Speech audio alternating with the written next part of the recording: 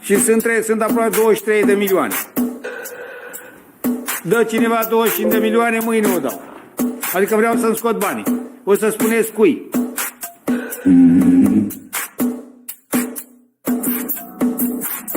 Trebuie riscat. Și trebuie câteva 2-3 milioane, nu știu. Că riști 2-3 să iei 50. You know what?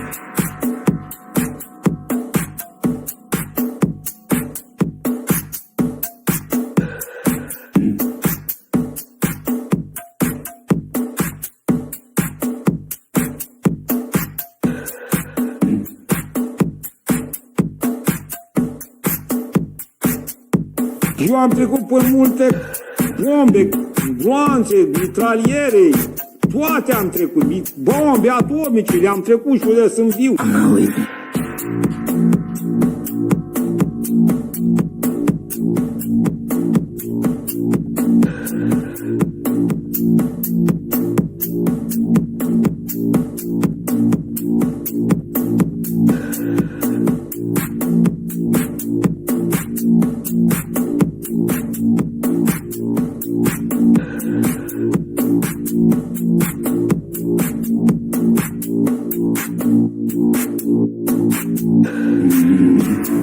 And I remain squarely focused on our dual mandate to promote maximum employment and stable prices for the American people.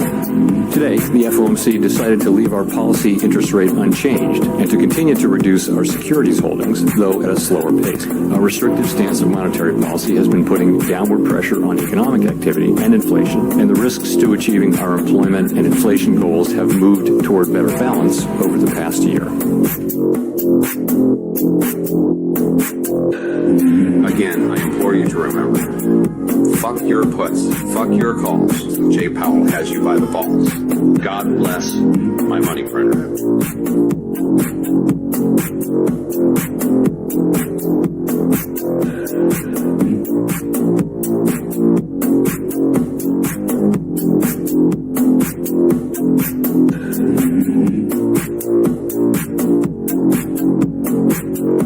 You know,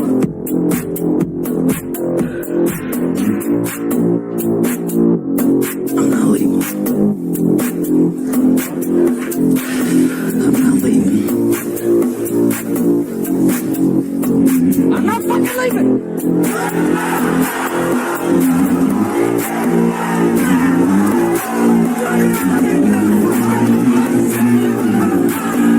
The show goes on. This is my home. They're gonna need a fucking wrecking ball to take me out. Going nowhere. They ain't going nowhere. They ain't going nowhere. They ain't going nowhere.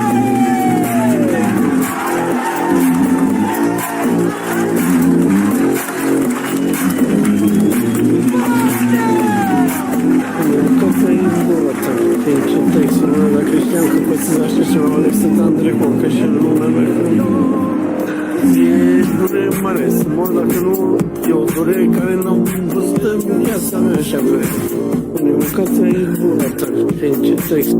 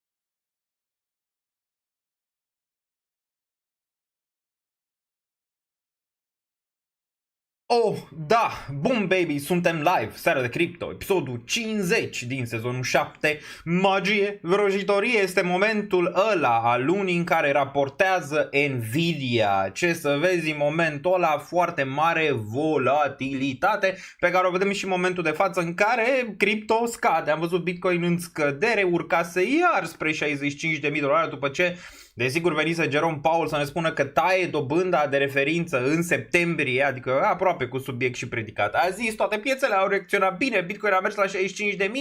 Ce să vezi, a venit jumatea săptămânii, asta făceam și pe Twitter și am văzut dump-ul. Acum, întrebarea este, dump-ul ăsta va fi unul care va ține, vom merge spre 53, 52, 50 sau cumva vom face bounce acum la aceste raportări trimestriare pentru Nvidia, deoarece istoria este cu taurii pentru aceste raportări. În mare parte, singurul an în care am văzut ceva volatilitate negativă a fost undeva în 2022, dar așa a fost destul de rapid, adică n-a fost nimic extraordinar, ok?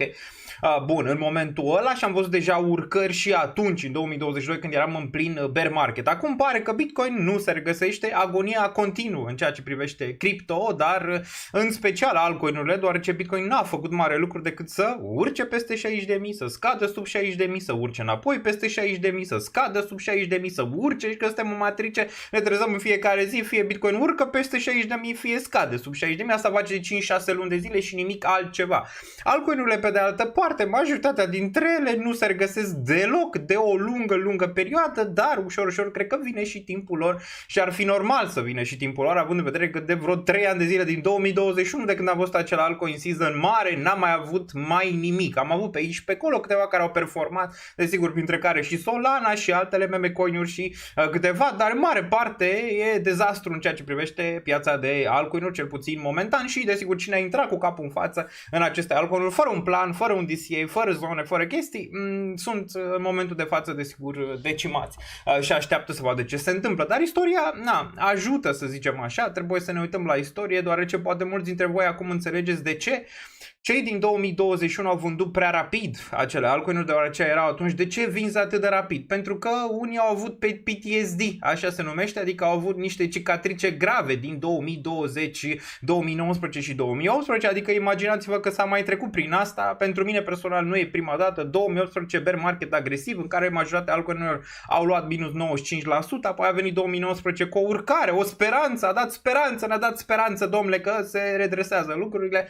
A mers câteva luni în sus, apoi din nou în jos noi minime, apoi 2020 din nou ne-a dat speranță, am avut urcarea de la început ianuarie, februarie și apoi a venit corona și noi minime din nou și s-a dus naiba speranța respectivă. Acum, similar, 2022 am avut un bear market destul de agresiv, 2023 a fost un pic pe remontadă, dar nimic extraordinar, iar 2024 la începutul anului am avut din nou speranțe care au fost zdrivite de piață. Vezi, piața zdrivește speranțele până când nu mai rămâne niciun taur și după cum vedem, taurii sunt din ce în ce mai puțini și e bine asta pentru piață, pentru faptul că dacă taurii sunt din ce în ce mai puțini, poate avem o șansă în sfârșit să creștem, deoarece dacă sunt prea mulți tauri și așteptările sunt prea mari, de cele mai multe ori nu vedem acele urcări. Urcările care de cele mai multe ori în ceea ce privește cripto, dar și acțiunile vin foarte rapid și data asta nu cred că va fi diferit, adică cred că de data asta va fi similar, cu urcări destul de rapide și destul de mari, ca de fiecare dată în ceea ce privește cripto, după o perioadă de latență maximă în care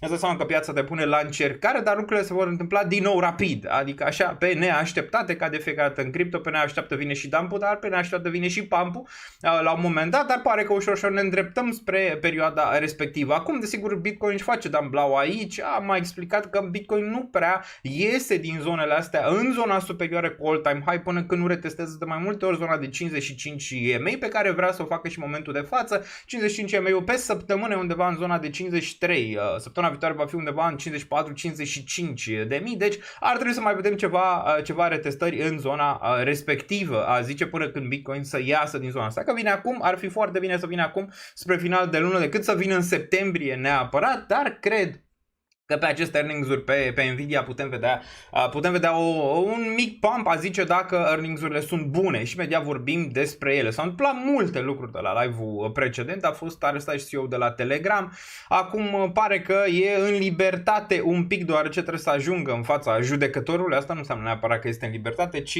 va primi, să zicem așa, într-un fel o pedeapsă, că e pe termen scurt, că e pe termen lung, rămâne de văzut, dar Ton a avut o reacție destul de negativă la aflarea acelei vești, pe care o să discutăm imediat, deoarece este important de văzut dacă cumva Telegram a greșit cu ceva sau nu, sau cumva se încearcă ca aceste platforme să fie date jos, deoarece europenilor în general nu ne place partea de privacy, ok? Mai ales dacă vorbim de Franța, Macron, tot ce s-a întâmplat în ultima perioadă acolo, mandatul lui de arestare era oricum din martie, el a venit acolo știind din punctul meu de vedere că n-avea cum să nu știe că e posibil să fie arestat, deci sunt niște chestii acolo care un pic nu se leagă, deoarece din martie e ceva până acum, nu? Îți dai seama să afli că ai un mandat de arestare când tu ai vreo 15,6 miliarde de dolari, că atât are domnul de la Telegram, Pavel.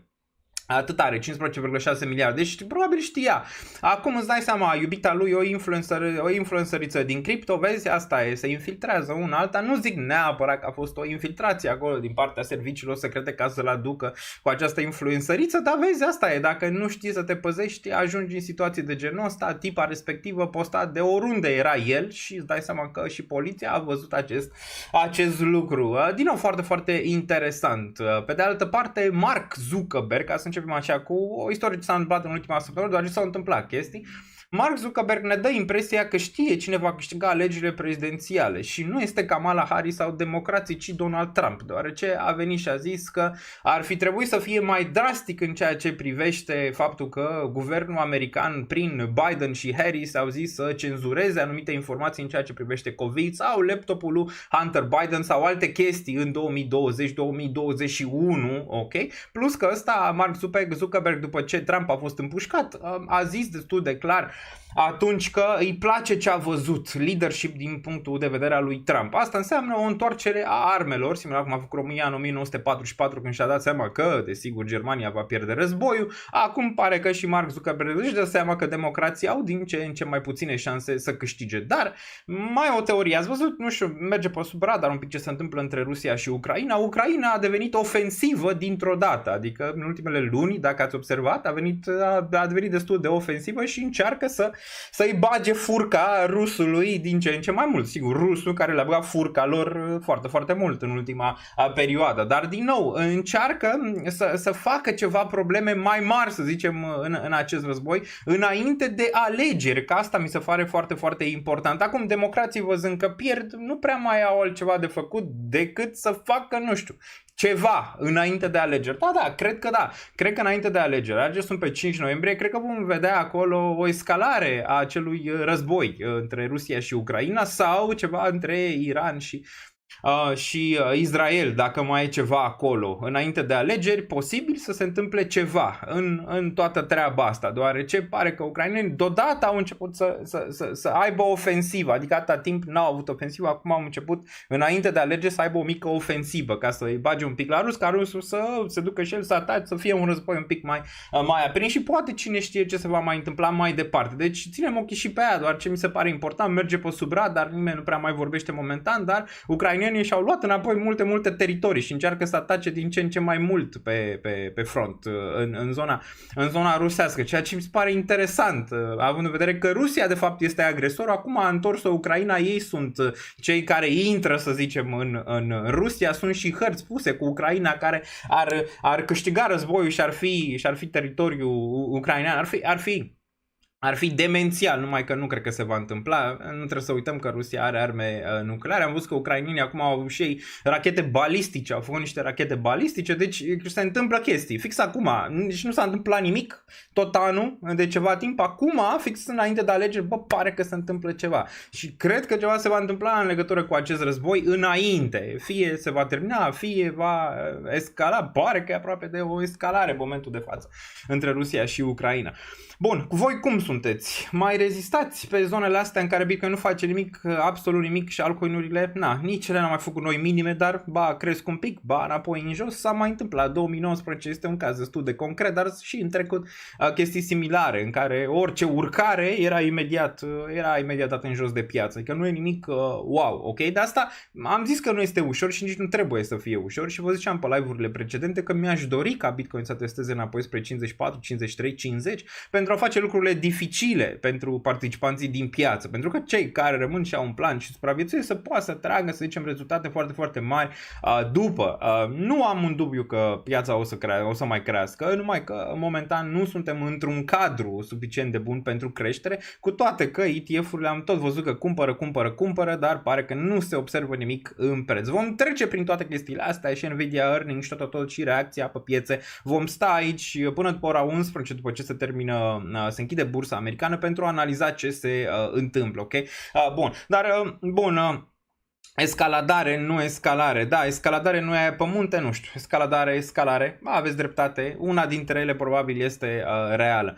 Bun, au primit de la Anglia, am înțeles, am restat până acum, am un plan și mă țin de el. Alina Burlacu, dacă ai un plan este foarte, foarte bine.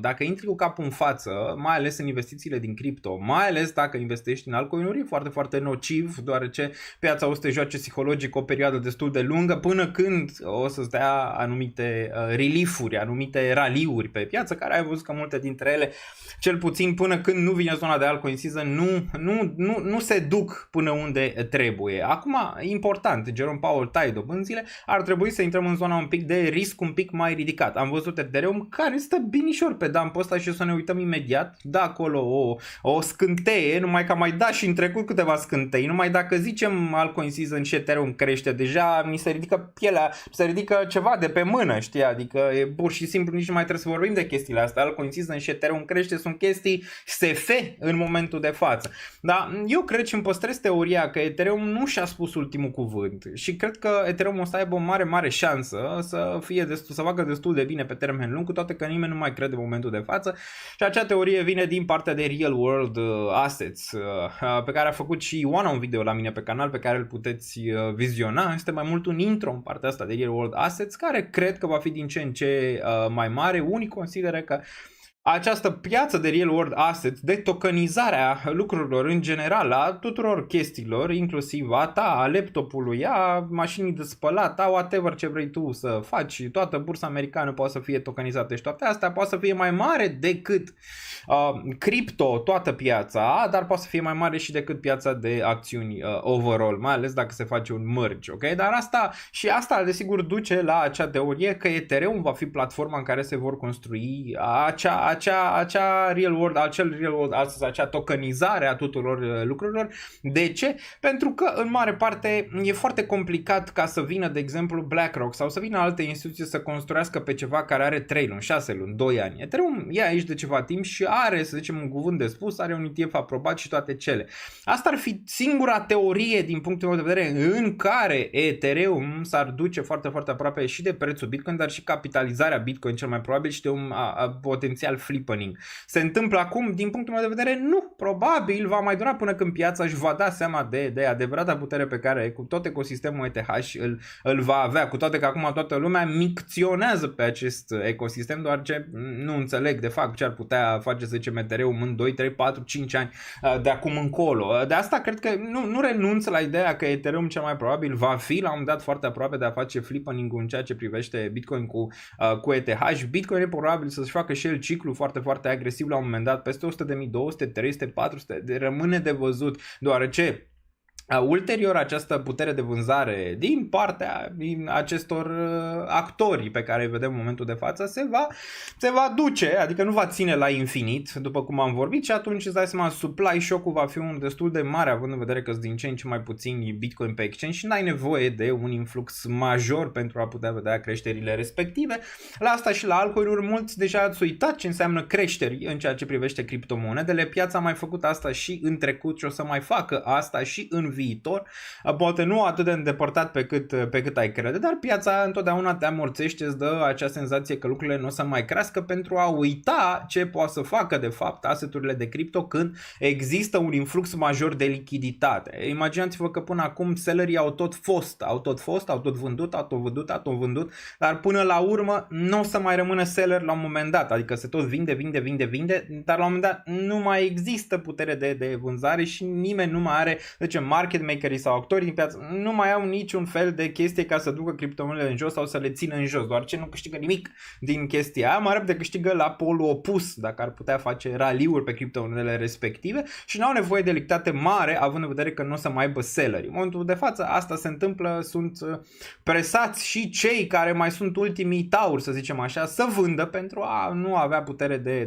de a mai vinde sau de vânzare în piață, pentru a putea sparge ușor acele wall-uri create în momentul de față de vânzare, ok? Din sume un pic mai joase. Dacă țineți minte, în trecut tot la fel, putem să luăm cazurile din trecut, la fel speranța a fost pierdută de foarte, foarte multe ori. Acest joc nu este unul nou în ceea ce mă privește, cred că se va repeta cât de cât similar și de data asta, având în vedere că văd că oamenii deja renunță și devin din ce în ce mai bearish, având în vedere că mergem în de 6 luni, aproape de 6 luni în lateral și în jos, adică oamenii devin bearish spre bottom și bottom-urile în cripto nu sunt ușoare, poți să istoria nu sunt ușoare deloc, adică bottom-urile să zici, mama, am văzut bottom-ul și ăsta nu sunt ușoare, adică te aduce în starea aia ultimă în care consider că nu mai există potențial de bottom și acolo de fapt se întâmplă scânteia, numai că trebuie să te aducă în starea aia. Clar că suntem încă într-o stare de amorțeală, în zona de jos a Wall Street în continuare, având în vedere că nu există lichiditate suficientă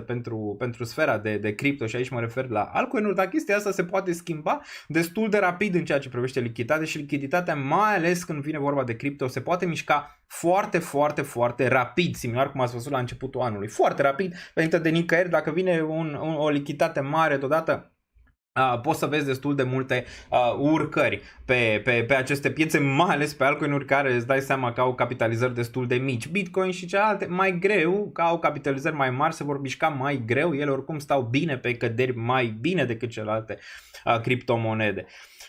Bun, USD.D mai are mult de urcat. Răzvan, ne uităm, 40k e așa de clar, e posibil 40k, dar vezi, toată lumea strigă acum 40k, cum strigau 16.000, cum strigau 12.000, cum strigau 10.000, piața asta ți induce în mare parte. Nu zic că nu se poate întâmpla, există o probabilitate, dar să înțelegi că marea majoritate din piață în momentul de față așteaptă 40k, 30k, 20k pentru a reintra în poziții. De obicei piața nu-ți dă aceste oportunități și dacă ți le dă destul de complicat și atunci îți dai seama că altceva se întâmplă dacă îți dă oportunitățile alea. Nu prea ai vrea să le vezi în momentul de față, deoarece o scădere a Bitcoin sub 40.000 ar putea duce din nou la un bear market care ar putea dura un an, doi, din nou, da, ați auzit bine. Deci n-ai vrea neapărat la o spargere de structură, crezând că dacă tu, desigur, vrei să cumperi Bitcoin la cât mai jos și să ai un plan pe termen mai lung, desigur este pozitiv pentru tine, dar dacă tu vrei, să zicem așa, să ai o continuare a ciclului de bull market real, n-ai vrea să vezi Bitcoin încă să tranzacționeze sub sumele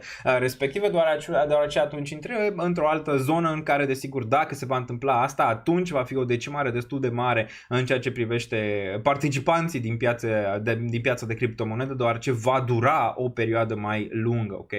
Bun, deci toată piața se gândește acum, dacă te uiți, întreabă în stânga și în dreapta, majoritatea e bearish în momentul de față, n-are cum să fie bullish și uite, putem întreba și pe chat, n-are cum să fie, majoritatea au vomitat și de 2-3 ori pe tastatură în momentul de față, alții nu, deoarece diferența o face planificarea în mare parte dacă vomiți pe tastatură sau nu, dar e destul de clar că mergem spre zona aia în care majoritatea deja nu mai crede, nu mai își amintește măcar cum e ca piața de criptomonede să urce, adică asta e, omul are chestia asta psihologică în care el își amintește doar ce s-a întâmplat în ultimele 3-6 luni de zile și e suficient 3-6 luni de zile ca piața să-ți scadă, să-ți inducă acest sentiment de frică, acest sentiment de necreștere, acest sentiment de neîncredere, ok?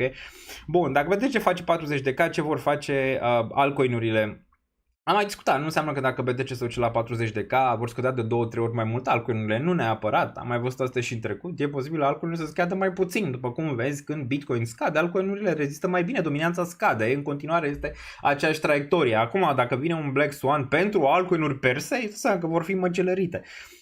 Bun, DCA la 20k, 50%, plus 1 ziceau că mergem la 12. Exact, când mai țineți minte când Bitcoin era la 25k, mai țineți minte când era la 25k și noi aici pe canal eram bullish în ceea ce privește Bitcoin, nu bearish și majoritatea era bearish, ați văzut că Bitcoin a stat ciop în zona de jos și apoi a urcat destul de agresiv sau când a urcat înapoi peste 20 majoritatea au 12, 8, 9, 7k, 5k și chestii de genul ăla și piața i-a lăsat în urmă, ok? Deci dacă majoritatea așteaptă ceva, majoritatea schimbă ideea despre piață în 3-6 luni de zile. Asta e testată, ok? Asta e testată. Deci în 3-6 luni de zile, dacă o piață, să zicem așa, are o traiectorie bullish, piața e bullish, oamenii se așteaptă la targeturi, la bullish, la numai chestii de genul ăsta. Dacă piața face invers și se așteaptă că e bullish, piața face invers și merge bearish, ideea lor se schimbă treptat, fără să-și dea seama, să trezesc în fiecare zi, cum v-am mai zis, Bitcoin peste 60.000, sub 60.000, peste 60.000, sub 60.000, peste 60.000,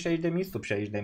Ethereum 2500, 2400, 2700, 2800, 3000, 2800, înțelegi? Și atunci ideea lor e că piața va continua așa. Numai că trendurile vin și pleacă ca de fiecare dată. Nimic nu scade la infinit, nimic nu crește la infinit. Ceea ce contează e ce faci pe perioada asta. Pe perioada în care piața scade agresiv, la ce trebuie să te gândești? E destul de simplu. Bă, cum îmi manageriez portofoliu? Cum pot să fac prețurile medii să fie din ce în ce mai mici? Să pot să fiu poziționat cât mai bine posibil până când se va termina perioada asta ca să pot să performez bine în momentul când piața va crește. Când piața crește, la ce te gândești? Mamă, ce mai cumpăr X-ulescu, X-ulească? Nu, te gândești, mamă, cum mă poziționez să mai vând din astea pentru a putea să fiu ok în momentul în care trendul se schimbă, că ulterior trendul se va schimba, ok? Da? Deci asta trebuie să fie gândirea. Acum e o perioadă excelentă pentru poziționări, că durează încă 3 luni, 2 luni, o lună, irelevant. La tine trebuie să fie gândul, bă, ce poziționez, în ce poziționez în momentul de față pe această piață și cum pot, dacă sunt investitor deja în piață, cum pot să fac să duc prețurile medii cât mai jos posibil, ok? Bun, extrem de boring, zice cineva, El Ray BRS și o să fie din ce în ce mai boring cripto în viitor, deoarece volatilitatea o să fie din ce în ce mai mică în viitor, deoarece așa merge când se maturizează un spațiu. Maturizarea a început deja prin acele două ETF-uri. Când un spațiu se maturizează, volatilitatea o să fie din ce în ce mai mică, dar nu cred că este acum, din simplu fapt că riscul probabil o să revină în piață și când riscul o să revină în piață o să vedeți un flux de capital destul de major care o să vină și în partea asta de criptomonede. Ok? Și atunci cu fluxul ăla major nu e nevoie de nici prea mult. Dacă s-ar băga, nu știu, jumate cât ar fi fost în 2021, tot ai avea un bull market destul de frumos. Dacă s-ar băga măcar jumate cât a fost în zona aia, sunt mult prea mulți bani pe margine în continuare de frică, dar la un moment dat v-am zis, dacă piața cripto ar urca o lună, două, ar fi suficient ca sentimentul să revină unul foarte, foarte pozitiv. Dar atunci urcările probabil o să fie destul de rapide, cum a fost și în trecut. Ați văzut, urcări rapide, te-au lăsat, întrebai Daniel când mai scade ca să mai intru. Acum zice Daniel când mai urcă. Vezi? E total invers de sentimentul de atunci, ok? În care ne aflam la începutul anului sau în trecut, 2021 și alte perioade. Important este să supraviețuiești pe perioada asta, care una pentru mulți, una destul de dificilă. Unii nu mai au lichiditate, unii nu mai au răbdare, unii nu mai au un plan. Sunt multe chestii. Pentru cei care nu mai au lichiditate, suntem de 6 luni în lateral. 6 luni. 6 luni în care și cu sume mici, dacă puneai orice sumă mică în asta 6 luni de zile, tot se simțea. Dar asta trebuia să fii acolo, să-ți faci temne chiar și cu sume mici, puteai să duci din prețurile astea mai jos, pe care le ai medii în momentul de față. Clar că investitor trebuie să știi mereu prețurile medii pe care le ai, să nu intri doar așa, mamă, cumpăra aia. Trebuie să știi prețul mediu ca să poți să lucrezi la el. Lucrezi în fiecare zi, în fiecare săptămână, lucrezi la prețul ăla mediu, când piața scade. Că atunci, când piața urcă și urcă o săptămână, 2, o lună, 3, 4, 5, 6, atunci nu te mai interesează. Te interesează cum să extragi profit din piață. Nvidia e mai volatilă ca BTC? Da, Nvidia acum e 6,1% din toată piața bursieră aici. Deci are o pondere destul de mare Nvidia în momentul de față și da, dacă Nvidia va avea probleme, de asta nici n-am avut criza financiară venită pe acest hype pe AI, pe Nvidia și pe toate cele. Că mulți zic că, mamă, nu mai vine criza. Vine, adică criza o să vină, asta e normal, trebuie să se întâmple. Posibil să fie una destul de dură când se va întâmpla, deoarece amânarea a fost din ce în ce mai mare. Amânare, la un moment dat va lovi o criză financiară. Numai că nu trebuie să te panichezi pentru momentul când vine acea criză, ci trebuie să fii pregătit pentru ea, deoarece majoritatea sunt oportunități. O să fie ușor? Nu, după cum vezi, nimic nu e ușor în ceea ce privește investițiile și a extrage, să zicem, capital din aceste piețe financiare. Nu e ușor nici psihologic, nu e ușor nici financiar, nu e ușor, să treci prin anumite etape, trebuie să te înțelegi pe tine din ce în ce mai bine de fiecare dată, să vezi ce greșeli ai făcut, să nu mai repeți greșelile alea, să tai din greșelile respective, dar istoria îți spune că dacă treci de anumite etape de piață, o să faci destul de bine în aceste piețe financiare. Dacă nu treci sau dacă nu-ți notezi greșelile și tot le faci la infinit, nu o să poți să extragi valoare din aceste piețe financiare. Că vorbim de cripto, de acțiuni, de orice. Că tu pui în bonds și stai pe un 5%, 3%, o 7% sau un S&P, atunci n-ai mai sepi și gândești pe 15, 20, 25 de ani de zile. Vor intra la 80 de K că o să aibă încredere. Da, nu e nevoie. Oamenii uită cât de rapid poate să miște Bitcoin.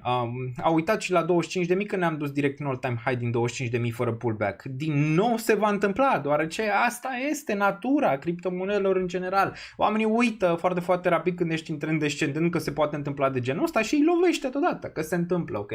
Chestia respectivă. Dar diferența o să o facă prețurile medii pe care le aveți. De asta n-am fost de acord niciodată cu all-in în piață. Țineți minte că mulți erau, hai să dăm all-in să facem, de ce Daniel retragi profit în piață, de ce, dar alea. Pentru asta, ok? Pentru asta, deoarece nu știi ce plan are piața, nu știi ce te lovește, ok? Trebuie să ai întotdeauna măcar 1 gram de lichiditate acolo. Bun, cum sunteți? Lăsați comentarii pe chat, imediat intrăm și în partea asta de analize, trecem prin toate subiectele astea și ce mai vreți voi putem analiza. Facem analiză și pe Bitcoin. V-am zis că fără un retest în zona de jos e foarte improbabil ca Bitcoin să iasă pozitiv din zona asta, chiar dacă Jerome a anunțat că taie dobânda.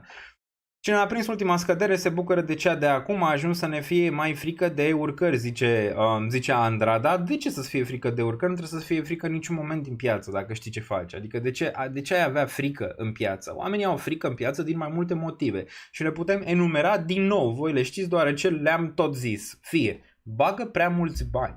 Adică vin în piață, au $5.000, vin cu $5.000 și cumpără 3 altcoin-uri sau 2 sau una sau whatever și se așteaptă, gata, hai urcă de luța, ok? Și apoi nu urcă, 6 luni lateral, papa la revedere, minus 50, 60, 70%, nasol, adică te simți nasol. Din nou greșeală, adică vii în piață și zici, bag toți banii mei și acum aștept să se întâmple minuni. Nu așa merge, ok?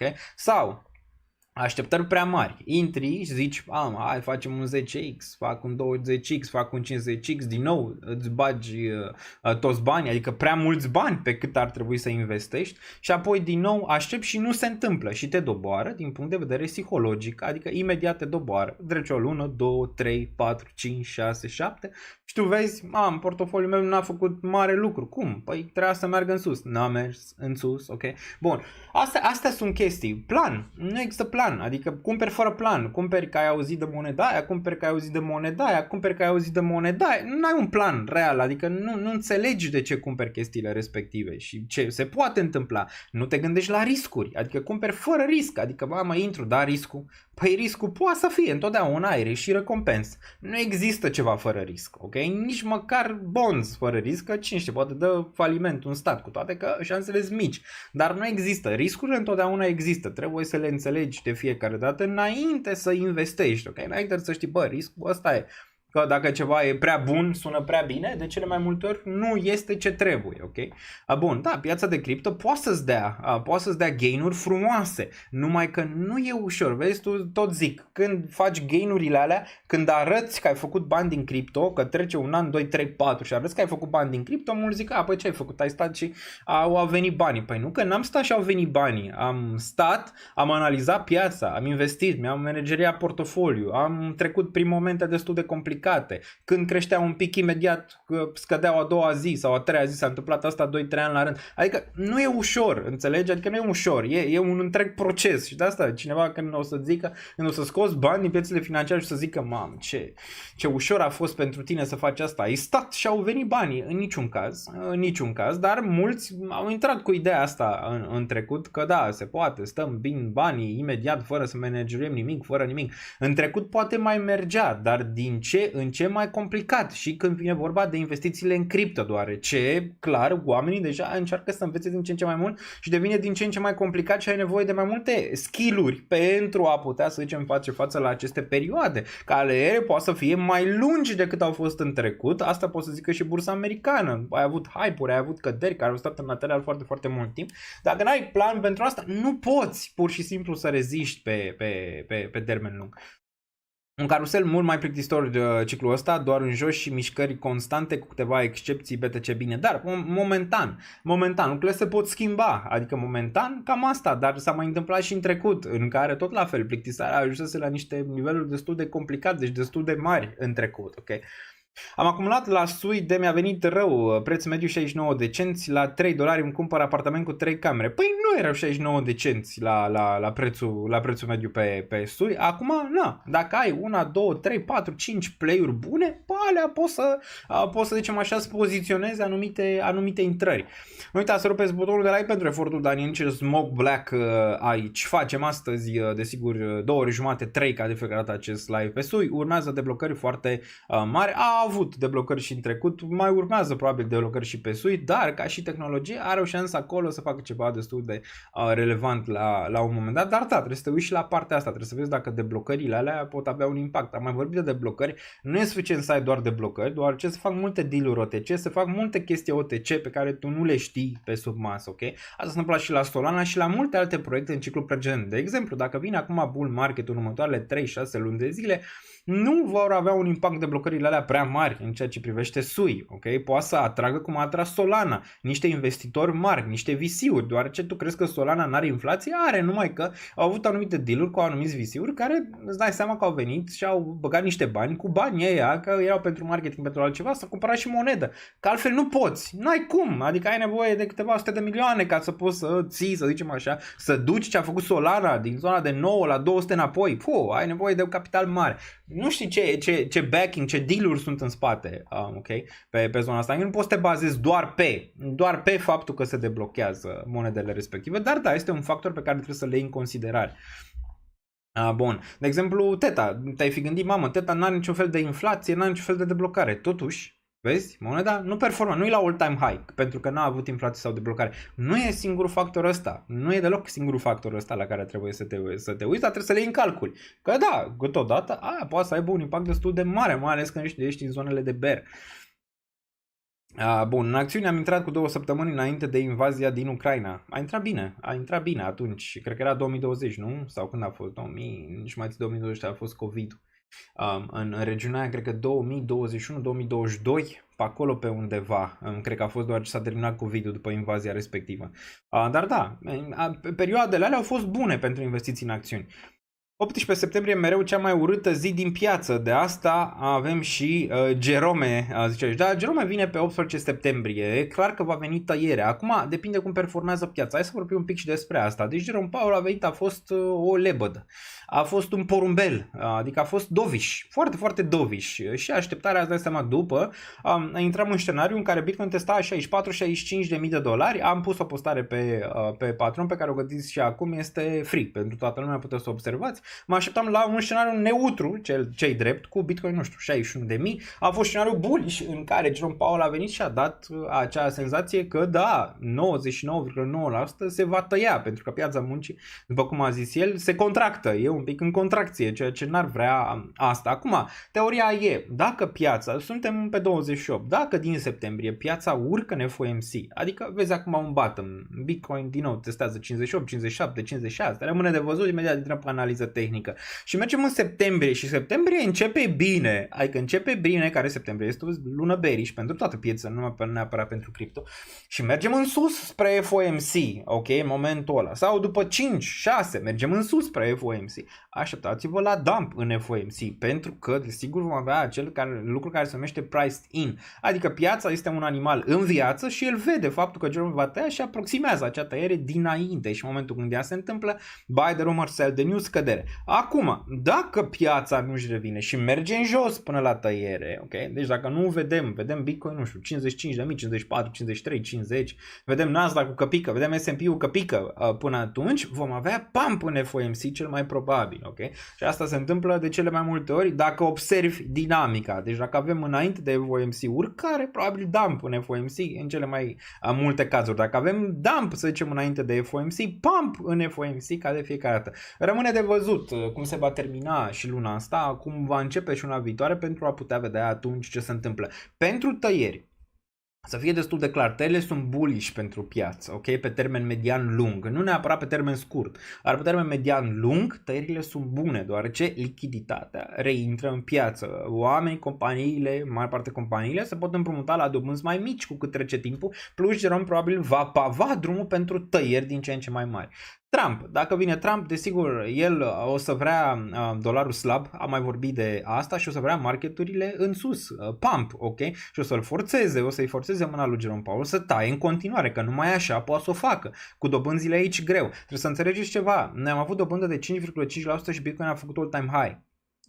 E important, deoarece n-am avut dobânzile astea atât de mari cam niciodată înainte când Bitcoin făcea all-time high. E relevant, deoarece cu dobânzile mari nu prea ai loc de lichiditate. Lichiditatea a urcat și de asta nici n-am văzut o zonă de recesiune cum era așteptată, pentru că a venit AI-ul fix în momentul potrivit, a pus bandajul AI-ul pe tot, ok? Și ai văzut fluxul de bani care au intrat din nou în Magnificent 7 și au salvat piața, ok? Ai văzut Bitcoin că a avut ETF-ul, ai avut Bitcoin halving, ai avut toate astea, halving-ul care istoric, după halving 6 luni, 9 luni, Bitcoin nu mai face nimic, deoarece puterea de vânzare e mare din partea minerilor, câțiva am văzut că au și dat faliment. De ce a scăzut Bitcoin ieri? Păi o parte din teorie a fost că o firmă de asta de mining a dat faliment, plus s-au retras din fondul lui Cathie Wood foarte mulți Bitcoin. Ok? Și de acolo, nu neapărat Cathie Wood a retras, ci investitorii în ETF-ul lui Cathie Wood pentru Bitcoin, cred că ARK-B se numește, și s-au retras foarte mulți Bitcoin de acolo și de asta ai văzut impactul ăsta, cel puțin asta am văzut, adică asta ar fi cauza în mare parte pentru a fi văzut dump-ul ăla, veni de nicăieri, având în vedere că bursa era cât de cât stabilă ieri, ok?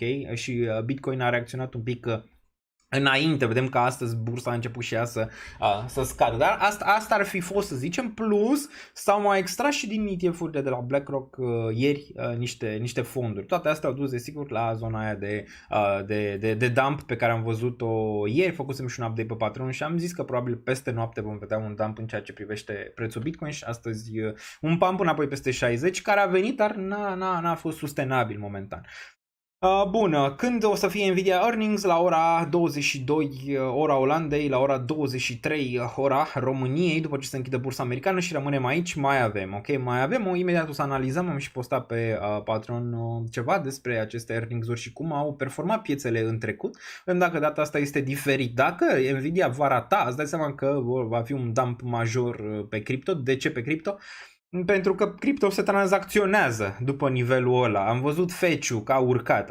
Ați văzut că Fetch-ul s-a dus în 1.5 aproape, 1.48 pe această dinamică de AI. E bine de văzut că Fetch-ul mai reacționează în continuare la aceste earnings-uri pe Nvidia, dar piețele se vor închide. Clar că se vor mai tranzacționa și în post-market după, dar piețele reale care se vor tranzacționa calm vor fi cele de cripto, care nu se închid niciodată. Vezi? E și bine și rău. Mai bine s-ar fi închis, nu? Dacă e să numai așa. Mai ales războaie care sunt duminica sau sâmbătă, nu e nicio piață să vinzi. Cine vinde? Păi numai cripto avem de vândut, că altceva nu se tranzacționează. De asta intră teoria că nu va mai fi mult până când vom avea un merge între cele două lumi. Noi am mai vorbit de ceva timp aici de acest merge între cripto și acțiuni. Se va întâmpla, este inevitabil. Okay? Este inevitabil și acest merge probabil se va face prin această tokenizare, prin acest real world assets de asta și Larry a intrat aici că nu-i prost, că știe ce probabil va va urma, ok? Și piața aia va fi probabil mai mare total, odată ce se va face fuziunea, și decât piața de acțiuni și atunci poți să duci din nou, trebuie să ai. Piața ajunge în momentul de față la o saturație în ceea ce privește tehnologia. Aceste acțiuni se transformă similar de ceva timp. Trebuie să ai o inovație și pe sistemul ăsta financiar. Nu mai poți să-l ai cum era cu 20-30 de ani. Trebuie să ai o inovație acolo pentru a putea crește, să zicem așa, tot spațiul în general. Okay? Și asta e singurul lucru prin care putem duce încă economia în sus. Imaginați că acum multe lucruri nu sunt tokenizate momentan, ok? Multe nu sunt, avem foarte, foarte puține care, să zicem așa, acțiunile, nu? Care poți să faci, companiile, să zicem. Imaginează-ți că fiecare individ ar putea avea o mică companie în grădina lui, ok? Poate să tokenizeze, nu știu, un pom, poate să tokenizeze o clădire, poate să tokenizeze un scaun, poate să... Orice, adică orice s-ar putea tokeniza și atunci îți dai seama ce bubuială masivă va fi și ce motor va avea economia în stilul ăla, dar atunci se va transforma. Când probabil vor mai dura mulți ani de acum încolo până când vom ajunge la stadiul ăla, dar clar piața asta de real world assets este de analizat. Acum mulți pariază că s-ar face pe Ondo, pe Mantra, pe... Greu să fii, să zicem, cineva din Web 2, să te uiți la o companie de asta de cripto, cu un token de cripto, să zici, mamă, pe ăsta l-alegem că are istorie de un an jumătate. Nimeni, adică poți să vorbești cu oricine vrei tu din spațiul financiar Web 2 și o să zică că nu, o să se întâmple asta. Ethereum, de-abia sunt un pic călduți în ceea ce privește cu Ethereum acolo. Deci clar că probabil acolo se va face și de acolo ai putea să vezi Ethereum că va prinde contur din ce în ce mai mult, ok? Multă lume micționează acum pe Ethereum, dar nu cred că și-a spus ultimul cuvânt. Zic unii, mamă, dinozaurul acestui spațiu. E dinozaur, dar dacă tot continuă pe dezvoltarea blockchain-ului, ar putea ajunge la un moment în care ar putea avea și aplicații destul de multe, ar putea avea și partea asta de real world assets, o îmbinare foarte mare cu DeFi și toate astea. Trebuie să înțelegeți că toate astea au venit pentru ceva. Pentru ce au venit toate astea? Adică până acum n-am avut crypto, n-am avut DeFi, n-am avut toate astea. Pentru ce? Ele au venit un pic pe rând. Ați văzut, prima dată am avut DeFi-ul, am avut NFT-urile, am avut smart contracts, am avut toate astea au venit pentru ceva. Nimic nu se întâmplă așa, la întâmplare. Toate astea au venit, se vor îmbina pentru un nou tip de economie la un moment dat în timp. Doar ceva se va face merge între cele două lumi. Nu înseamnă că vor rămâne toate tokenurile astea din cripto. Am mai explicat, foarte greu să rămână toate relevante, niciun fel de... Adică nu le văd cum ar putea rămâne toate relevante. Când Ethereum, de exemplu, va rezolva problema, sau unul dintre aceste layer 1 sau layer 2 sau whatever va rezolva această problemă a tokenizării, atunci alte vor fi inutile din perspectiva asta. Adică nu vor avea niciun fel de utilitate și atunci îți dai seama că toți banii se vor duce spre o anumită direcție la un moment dat. Bun, posibil istoria realizabilă în viitorul bull market. Interesant. Asta egal va fi următorul Bitcoin. Toată lumea cred că ar vrea asta, dar nu cred că poți să-l compari pe egal cu Bitcoin, ci poți să-l compari mai mult cu Ethereum sau cu celelalte layer 1. Adică e în altă gamă, e în altă zonă.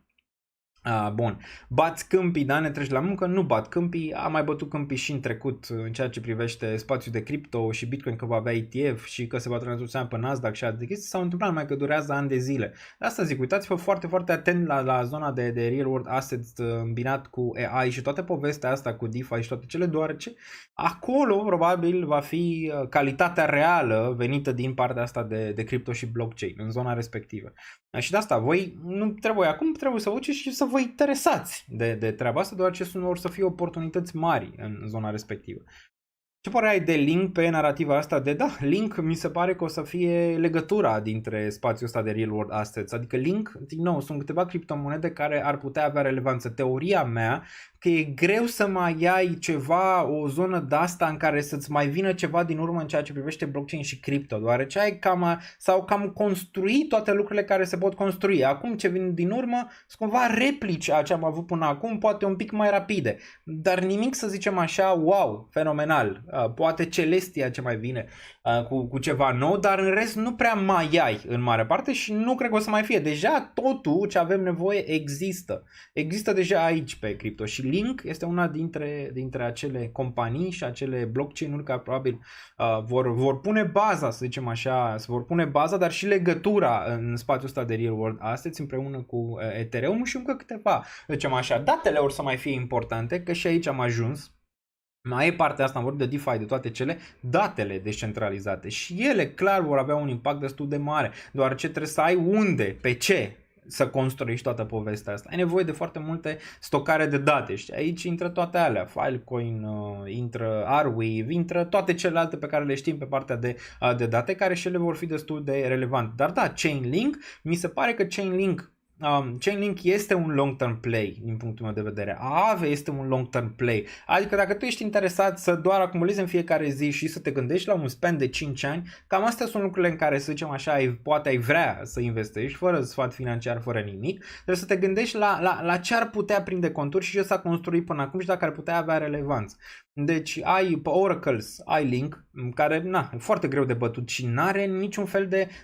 Uită-te la piață, Link are un contracandidat în momentul de față, PIF poți să zici, dar mai era TRB care s-a dus naiba, adică a avut așa Taylor, a avut doar așa o mică urcare, dar n-ai concurența în ceea ce privește partea de Oracles, e Link și restul, Link e aici și restul în groapă, în zona de jos, deci n-ai concurență.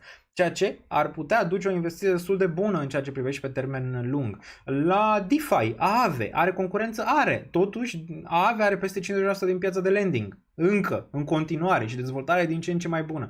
Are concurență? Are, dar totuși e diferență mare între Aave și celelalte. Doar ce oamenii au mai multă încredere în a lua împrumuturi de pe Aave și a folosi DeFi pe Aave decât pe alte protocoale care au avut probleme peste probleme. Okay? Deci nu, Aave ar putea fi un jucător important. Ethereum, crezi că moare? Nu moare. Are un ecosistem destul de mare, are oameni care lucrează la blockchain constant, are toate chestiile astea în spate, poate să reziste destul de bine și cu câteva layer 2. Nu toate ar putea să-ți performeze extraordinar. Te-am mai dus la date, nu știu, vezi un Arweave, vezi Filecoin, chiar Filecoin, problema cu el că trebuie să te mai uiți și la token. Problema e tokenomics-ul cu Filecoin, de asta și evit, să zicem așa, să dețin Filecoin și m-am uitat mai repede pe Arweave decât pe partea asta. Deci sunt câteva, Bitcoin, desigur, care va rămâne relevant, BNB-ul care va rămâne relevant atât timp cât Binance rămâne relevant, deci sunt câteva care te gândești pe termen lung și zici, eu investesc și vreau să mut banii în ceva anume, sunt deja anumite criptomonede care au dovedit că se poate, ok? Au dovedit că se poate. Acum mai e teoria ce mai vine lângă Ethereum, o Solana, un Sui, un TIA, Aici asta din nou e vorba că ai foarte, foarte mare, ai contracandidați pe pozițiile alea, ok? De layer 1. Sunt prea multe layer 1, n-ai cum să le ai pe toate. Cineva la un moment dat probabil va lua foarte, foarte mare capitalizare, dar poți să ai și un bet micuț acolo, știi? În caz că Ethereum nu supraviețuiește, poți să te gândești și la Solana. M-am explicat probabil cu Solana în mare parte. Solana atrage doar meme coin-uri și atrage doar parodie, atrage numai de astea. N-atrage nimic, să zicem, concret și e privit din spațiu financiar ăla clasic, nu prea bine, ok? Trebuie să găsești ceva care să fie cât de cât privit, ok, nu doar pe partea asta de meme-uri. Asta e marea problemă cu Solana, ok? De asta probabil în 2025 o să-mi vând o mare parte din Solana, adică nu cred că aș vrea să țin pe termen lung, poate mai las o mică parte, oricum a performat destul de bine, vin și de blocări, vin și alte chestii care nu prea aș vrea să fiu prins neapărat în zona aia. Apoi mai e partea de bridge-uri în care ai Rune și Axelar. Rune nu am Axelar. Axelar un pic mai fresh, mai nou, mai cu putere, dar nici pe partea de bridge-uri n-ai prea multă concurență. Deci trebuie să te gândești e acolo deja. Nu cred că o să mai vină nimic, să zicem așa, pe partea asta de inovație în blockchain și în crypto. Cred că o să tot repete. Vezi, asta și a fost și problema cu bull marketul ăsta. S-au repetat multe chestii, adică layer 1-uri am mai avut, s-au listat layer 1-uri, s-au listat cum s-au listat, la capitalizări mari, înțelegi? Mai gaming-ul, care gaming-ul mai are și el o parte din plăcintă. De asta m-am poziționat un pic și în BIM, deoarece îmi place cât de cât partea respectivă. Deci, povestea deja e acolo.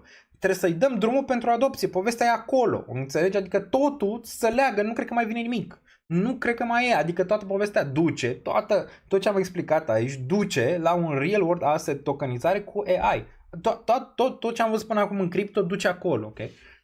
Bun, Bitcoin face dump aici. Bun. Hai să ne uităm din nou. 58.800, foarte volatil aici Bitcoin. Foarte volatil în regiunea asta.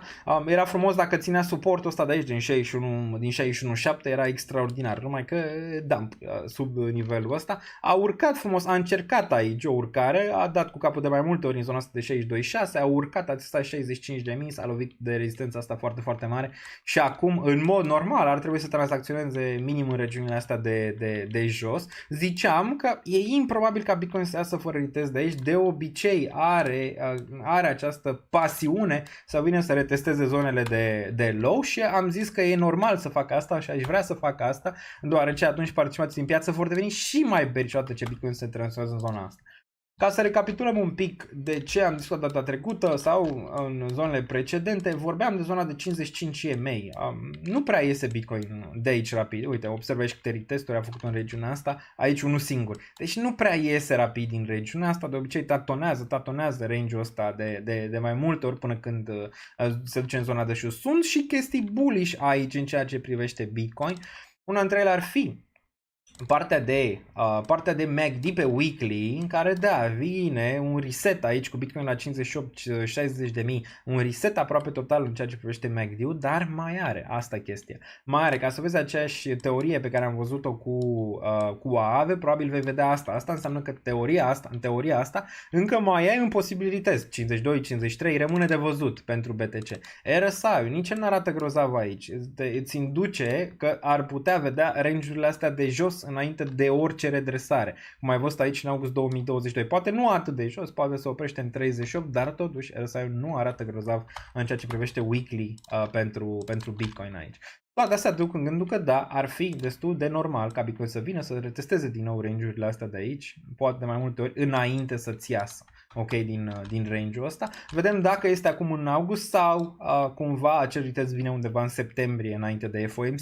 Dacă ar veni în septembrie înainte de FOMC ar fi destul de bullish. Dacă Bitcoin ar face asta, nu știu, pe 10, pe 12, dacă ar fi aici să tranzacționa, ar fi destul de bullish. Atunci am putea ieși din range-ul ăsta destul de agresiv. Acum putem vorbi, nu știu, de 30.000 de regiunea asta. Am mai vorbit noi de acest scenariu cu 30.000, el ar putea veni doar pe un Black Swan. Adică dacă se întâmplă ceva neprevăzut, atunci ai putea să vezi 30-28 ar putea fi targetul aici pentru BTC, unul destul de agresiv. Dar în rest, mai ai niște zone înainte, adică te mai la zona asta de aici, destul de importantă, 40-44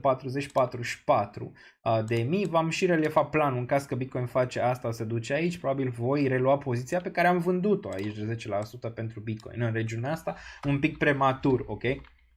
Bun pentru BTC. Aș vrea ca BTC să vină aici? Nu. Asta ar deschide poarta la bear market, ok? Deci asta ar deschide poarta la bear market și ar deschide poarta la asta. Adică ar deschide un scenariu de genul ăsta pentru BTC, okay? De aici. N-aș vrea neapărat să văd asta, adică să se întoarcă din nou să-ți facă în 2025 încă un high în 26-25 de mii față de zona asta de aici, dar abia apoi să-ți înceapă raliul real. Și asta e o teorie, numai că momentan nu e neapărat pe masă, trebuie să lege cu mai multe chestii, adică, nu știu, dacă avem probleme mari între Rusia și Ucraina, dacă avem o recesiune, dacă avem chestii de genul ăsta neprevăzute mai rapid, dacă face shoot up șomajul la 5%, dacă vedem chestii de genul, atunci intrăm în teoria în care o să avem măcar un mini bear market până în regiunea asta de aici, 30-28, poate 25 din nou, în care la macro din nou să spună un minim în urcare aici în range-ul ăsta în 2025 și de-abia apoi redresarea spre final de 2025 în ceea ce privește Bitcoin, dar nu este probabilitatea mare momentan pentru nivelul ăla și n-are rost cum a fost și aici. În momentul când Bitcoin a ieșit din range-ul ăsta, nu era probabilitatea mare ca Bitcoin să se întoarcă sub regiunea de 19.000, ci probabilitatea încă era în favoarea taurilor să aibă un raliu în regiunile astea de sus și să continue trendul plecat pentru BTC, ok?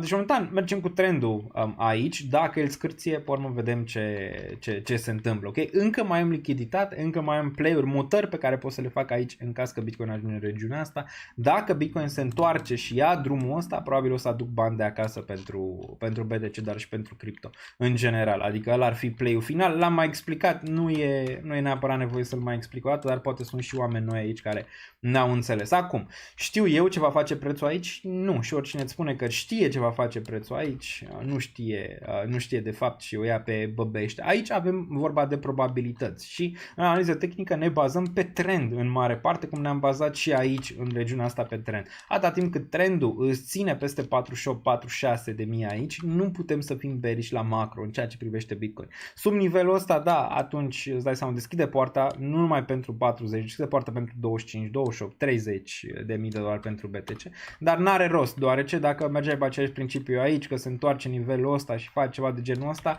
ai pierdut toată mutarea asta de aici pentru BTC, ok? Bun, cam asta ca un mic overview. Dacă ne uităm la weekly, din nou Bitcoin nu poate să țină la EMA-uri, nu poate să țină în regiunea de 9 și 21 EMA aici, ok, ca suport. Urcă peste, coboară, încearcă un engulfing bearish aici aproape nu este perfect.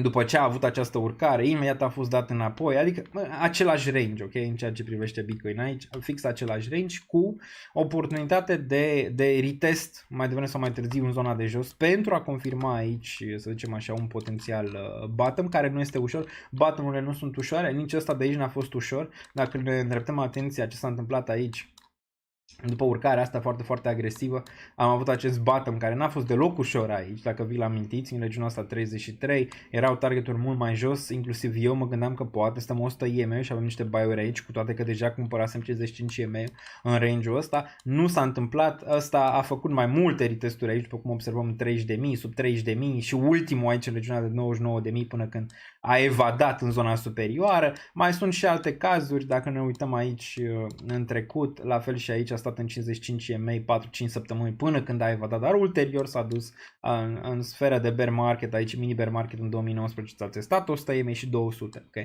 Bun, e destul de clar, dacă pierde 55 EMA care este targetul, este în zona de 100 EMA, care acum, uite, 100 EMA vine în regiunea asta de aici, în câteva săptămâni va fi în regiunea de 48.000 și 55 EMA va fi în 54. N-am vrea închidere sub 55 EMA, doar ce atunci deschide poarta pentru 100 și apoi deschide poarta pentru 200 EMA și atunci da, intrăm în scenariul bearish aici. Dar da, uitându-mă la oscilatori, pare că mai avem ceva aici de zăbovit în regiunea asta de jos până când toți taurii vor fi, să zicem așa, înfrânți și apoi am putea în sfârșit avea urcare, care nimeni nu o să mai creadă, îți dai seama. O dată ce Bitcoin stă aici, mai stă aici 2-3 săptămâni, 4, stă în regiunea asta de jos, când se va transforma din nou în 65.000, nu o să mai creadă absolut nimeni că asta face all-time high și atunci o să vină dildo-ul. Pe nepregătite 81-86 ar putea fi targetul. Încă mențin că Bitcoin probabil va face regiunea asta de aici mai devreme sau mai târziu și mai sus.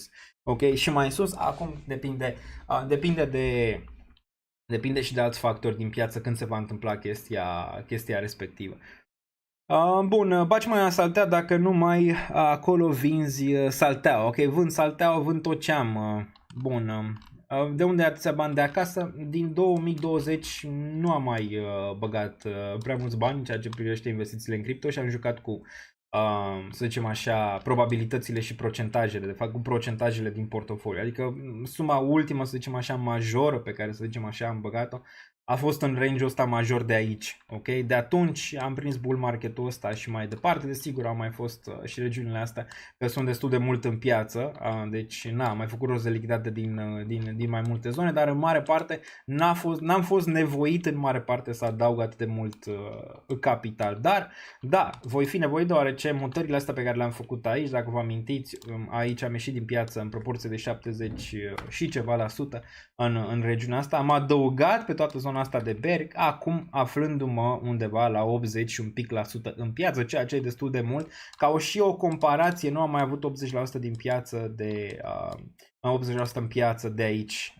aici, ok? Din nivelul ăsta. Asta a fost un moment prea bun, ok? De aici n-am mai avut 80%, ieșirea a fost aici publică 70%, am recapătat câte poziții am putut până în range-ul ăsta de aici cu mai multe zone de DCA pentru Bitcoin început din 30 și 1.000 până în regiunile astea de low, adică n-am prins bottom și nu o să zic am prins bottom, nu au fost zone de DCA ca de fiecare dată. Și acum asta pe profit. Adică sunt chestii pe care pot să le mut dacă chiar am nevoie de lichiditate, dar n-aș vrea pentru că gândesc pe termen lung aici, mai ales în ceea ce privește Bitcoin. Dacă ăsta chiar va lua drumul negativ și se va tranzacționa, aici nu e ce fel de problemă, atunci aduc bani de acasă și mai aștept un an sau cât vrea Bitcoin să stea în regiunea asta de jos pentru din nou DCA, deoarece teoria rămâne că Bitcoin la un moment dat se va tranzacționa mult mai sus, ok? Bun, cum vezi mutarea ETH de la Proof of Work la Proof of Stake? Nu crezi că e o greșeală în condițiile date că iar se inflaționează ETH datorită fee-urilor scăzute? Păi, momentan, dacă e să ne uităm pe structură, inflația ETH este sub inflația Bitcoin în ultimul an și ceva. Adică poți să te uiți, sunt datele, poți să te uiți pe date, poți să te uiți și tu. Deci în ultimul an de zile, Ethereum a avut sub inflația Bitcoin. Acum, în ultimele luni de zile, destul de clar, având în vedere impactul pe piață, care a fost unul destul de negativ în zona asta și fee-urile au fost din ce în ce mai mici de tranzacționare, a început să fie inflationary, adică a început să aibă inflație ETH, dar și în scenariul ăsta până acum, în ultimul an, Ethereum este sound money. În ultimul an, ok?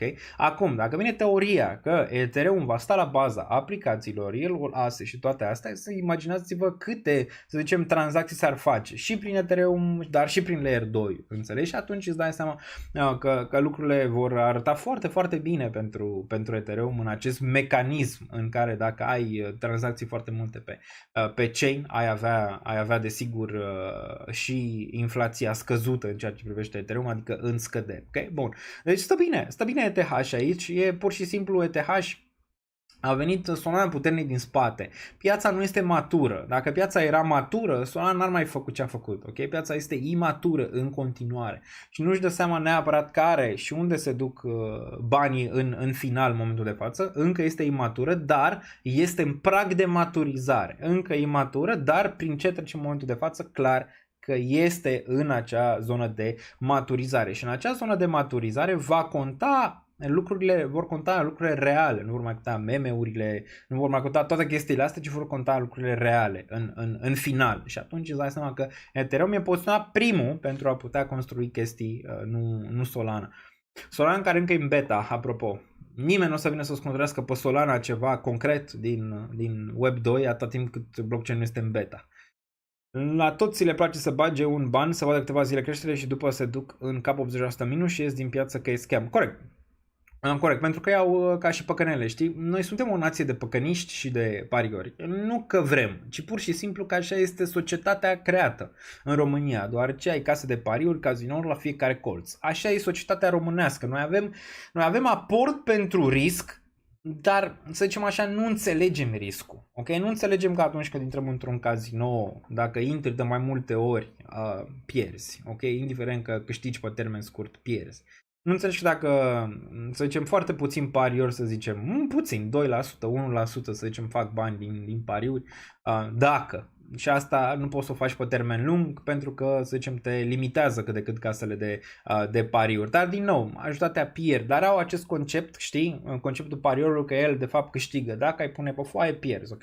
Dar cu mentalitatea asta vin și în cripto. Vin cu mentalitatea că, ok, bag aia, bam, crește, îmi place, adrenalină, chestii, trestii. Nu vin cu un plan, nu înțeleg riscul, nu înțeleg toate chestiile astea pentru a putea supraviețui pe perioadele alea de timp și atunci, la fel ca la pariuri, când nu le iese un bilet, nu? Zic, mamă ce schem, blatiștii, nu știu ce, toate astea, aruncă în televizor, ăia-ți dă vină, știi? Nu neapărat că el, în momentul chiar când pariază, de fapt, pierde, sau când se duce la casino, de fapt, pierde, ok? La fel și în cripto. Cumpără, urcă, știi? Mamă, e bine, am câștigat. Sau la fel cum câștigă un bilet la pariuri. Mamă, am câștigat un bilet la pariuri. Adică hype-ul ăla. Și apoi când încep pierderile masive și ai perioadă de pierdere, nu? Că norocul nu poate să fie cu tine tot timpul, atunci intri în perioada aia de sevraj, știi? Intri în perioada de sevraj și atunci nu mai vrei nimic, totul e un scam, totul nu mai vrei să auzi de chestiile respective. Asta m-a explicat. Poți să iei cripto ca o investiție sau poți să iei cripto ca o păcănea. Și dacă o iei ca o păcănea, e păcănea. Dacă e ca o investiție, poate să fie o investiție dacă o faci cu un plan. Bun. Și România în faliment.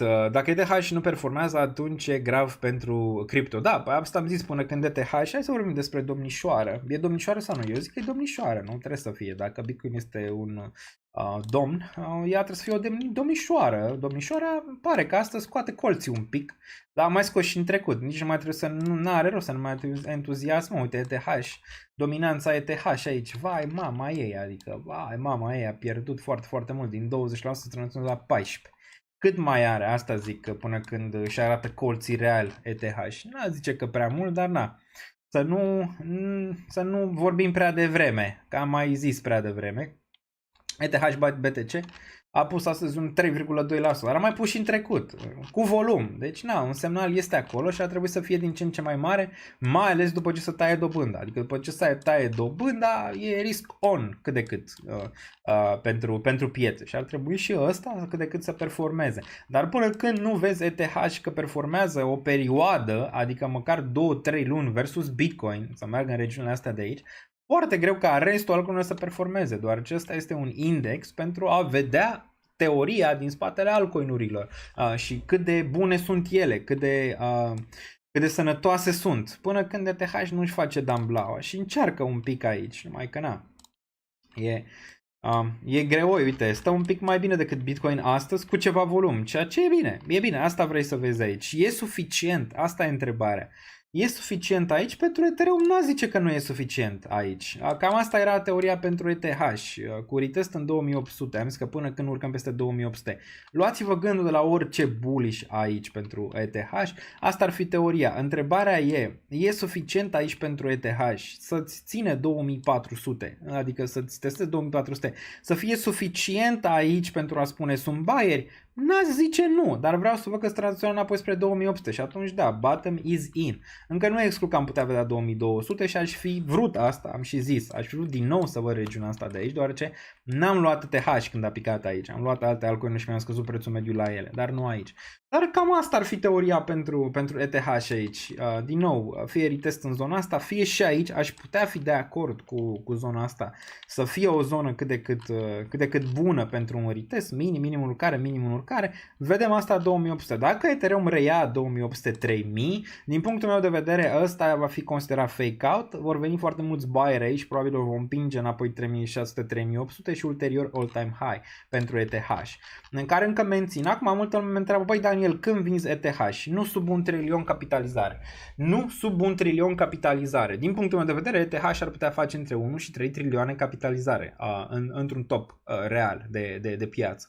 Cât ar însemna asta ca preț? Păi dacă acum suntem cât e în capitalizarea ETH și intrăm pe un CoinMarketCap să ne uităm. Deci până când ajunge acolo nici nu mă interesează, acumulez până când se duce la 0, nu mă interesează, ok, la ETH. Imediat ne uităm aici pe CoinMarketCap să vedem ce capitalizare există în momentul de față pentru ETH. Capitalizarea pentru ETH este de 302 miliarde aici, deci un 3x ar duce la 900. Am aici capitalizare, ok? Asta ar însemna give or take, depinde foarte mult și de inflația pe care are ETH și că asta se traduce și în capitalizare. Poți să vezi un 3x care ar însemna de aici vreo 7500, adică 7500 de dolari, nu? Undeva pe acolo ar putea fi relevant pentru ETH. Deci sub 7500 de dolari nu mă întrebați când vând, pentru că nu vând, ok? ETH sub 7500, eu zic că poate și 10.000 plus, dar nu instant, nu peste noapte, nu imediat, trebuie să se întâmple chestiile alea pe care le-am vorbit în ceea ce privește ETH și dacă se întâmplă, 1 trilion e puțin, ok? Pentru capitalizarea ETH ar putea fi mult mai sus, gen spre 3. Acum Nvidia are capitalizare de 3, clar că nu este o capitalizare sustenabilă pentru Nvidia 3 trilioane în momentul de față. Nu e atât de important ca să ai o capitalizare de 3 trilioane, dar cred că da. Dacă Bitcoin a făcut 1 trilion capitalizare și a fost prima criptomonedă care a făcut 1 trilion capitalizare și acum e peste 1 trilion în continuare, uite-l aici. Chiar dacă Bitcoin e la 58.000 și stă la 6 luni, capitalizarea e de 1.164 pentru Bitcoin, adică nu e rău deloc. Nu e rău deloc. Putem să spunem că și ETH la un moment dat va face? Da, de la ciclu la ciclu capitalizarea va fi din ce în ce mai mari, cum la acțiuni capitalizează din ce în ce mai mari. Piața de cripto încă este în creștere, ok? Acum că top 100 face mare parte din piața de cripto, top 200 face 98% din piața de cripto, asta e altă întrebare și alte chestii. Dar în general, uitând de la acțiuni și la parcursul lor, pare cât de cât realist să vorbești de ETH între 1 și 3 trilioane de dolari. Nu imediat, poate să dureze un an, 2, 3, 4, rămâne de văzut, dar nu mă interesează, pur și simplu nu mă interesează. Adaug la ETH cât e nevoie, adaug la Bitcoin cât e nevoie. Acum, la Bitcoin ca și capitalizare de exit, zice că poate să facă pe ciclul ăsta între 3 și 5 trilioane în zona respectivă. Dacă Ethereum face 1 trilion și ceva, Bitcoin ar putea face spre 3 trilioane. Nu cred că acum este momentul în care Bitcoin va depăși capitalizarea aurului, care undeva la 10, ultima oară când m-am uitat, 10-11 trilioane. Nu cred că acum, cred că în următorul ciclu ai putea să vezi asta, dar da, cred că dacă prima dată, asta e întrebarea, face ETH flippening cu Bitcoin sau face Bitcoin flippening cu Gold, cu aurul? Poate să fie prima dată că Bitcoin face flippening cu Gold și apoi Ethereum poate să facă flippening cu Bitcoin. Sau în prima fază Ethereum poate să treacă un pic peste capitalizarea Bitcoin, să nu o mențină și apoi Bitcoin să revină să facă peste capitalizarea aurului, dar mențin că Bitcoin probabil se va transforma peste capitalizarea aurului în următorii ani.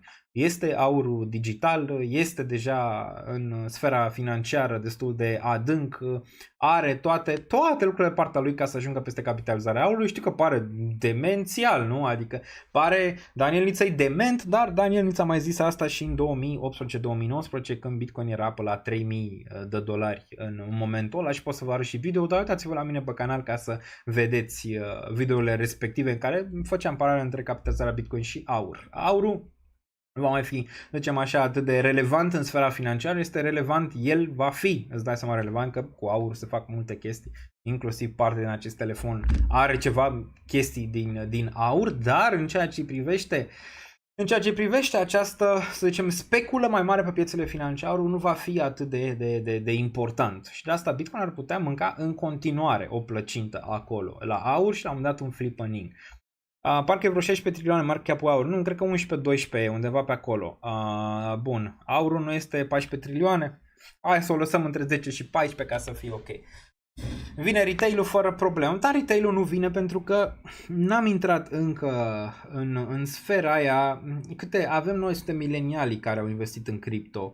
Ce mai avem după noi? Generația Z și Alpha, nu? Parcă așa se numește, generația Z, care acum au undeva la 20 de ani, 21, 18, hai să zicem 18-24, cam pe acolo ar fi în momentul de față generația asta, nu? Z, parcă Z. Și mai e Alpha, care au 12-14, ceva de genul ăsta.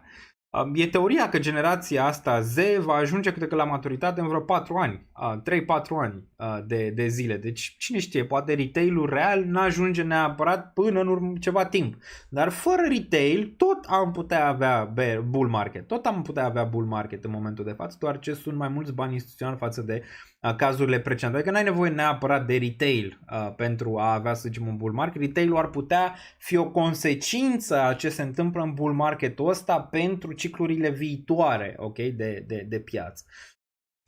Dar da, trebuie să ne uităm și la dinamica societății în momentul de față. Încă mulți n-au intrat în piața muncii. Momentan generația Z tatonează cu piața muncii și tatonează destul de slab în momentul de față, deoarece majoritatea nu prea mai vor, având acces la tehnologie, nu prea mai vor să facă parte de mult din sistemul ăsta financiar clasic, ok?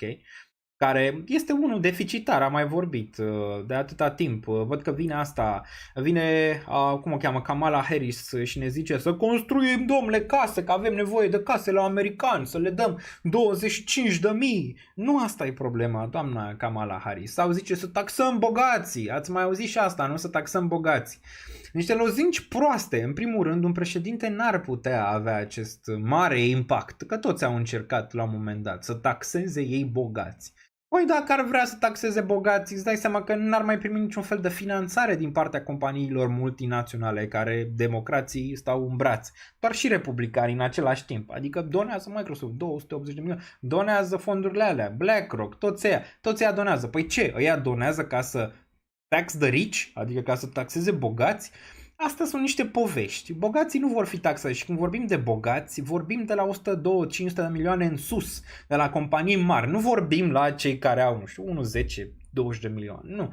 Ăia nu sunt bogați. Ăia se numesc upper higher class. Nu se numesc bogați. E o mare diferență și oamenii nu înțeleg asta. Cei care plătesc taxe, de fapt, în clasa mijlocie, am mai discutat, și upper middle class, care ăia, nu știu, au un venit între 100.000 și 10 milioane, ceva de genul ăsta, anual, depinde acum și în ce țară ești. Și ăia, de fapt, plătesc taxe și pe ăia, de fapt, e tax de rici. Că nu îi dai tu la care face 500 1 miliard, ăia au toate pârghile necesare să-ți evite ție toate taxele, au toate lobby-urile necesare să poată să pună ce legi vor ei, ascunse, ca tu nu le știi, trebuie să treci prin ele, trebuie să ai fel de fel de avocat, trebuie să ai fel de fel de conexiuni ca să le știi, să le poți, să le faci, ca statul să nu te deranjeze, știi, să nu bată la ușă, auziți? Ați făcut aici ceva nasol. Tot pe ăștia călare, știi? Tot pe ei călare, în mare parte. Deci nu, toate lozincile astea pe care le auziți, fie de la Trump, fie de la Kamala, sunt niște lozinci aiurea, deoarece în mare parte nu ei controlează nimic, deoarece ei primesc bani de la alții.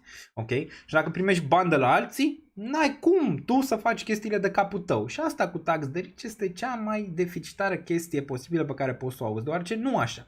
Deci, dacă ai vrea chiar să ai o societate reală, creată pe o pârghie reală, în care toți oamenii să plătească taxe, toate companiile să plătească taxele care ar trebui să le plătească, nu faci lozinci cu tax de rici, ci închizi gap-ul pentru bogați, pentru toate chestiile pe care le au la dispoziție pentru a evita taxele respective.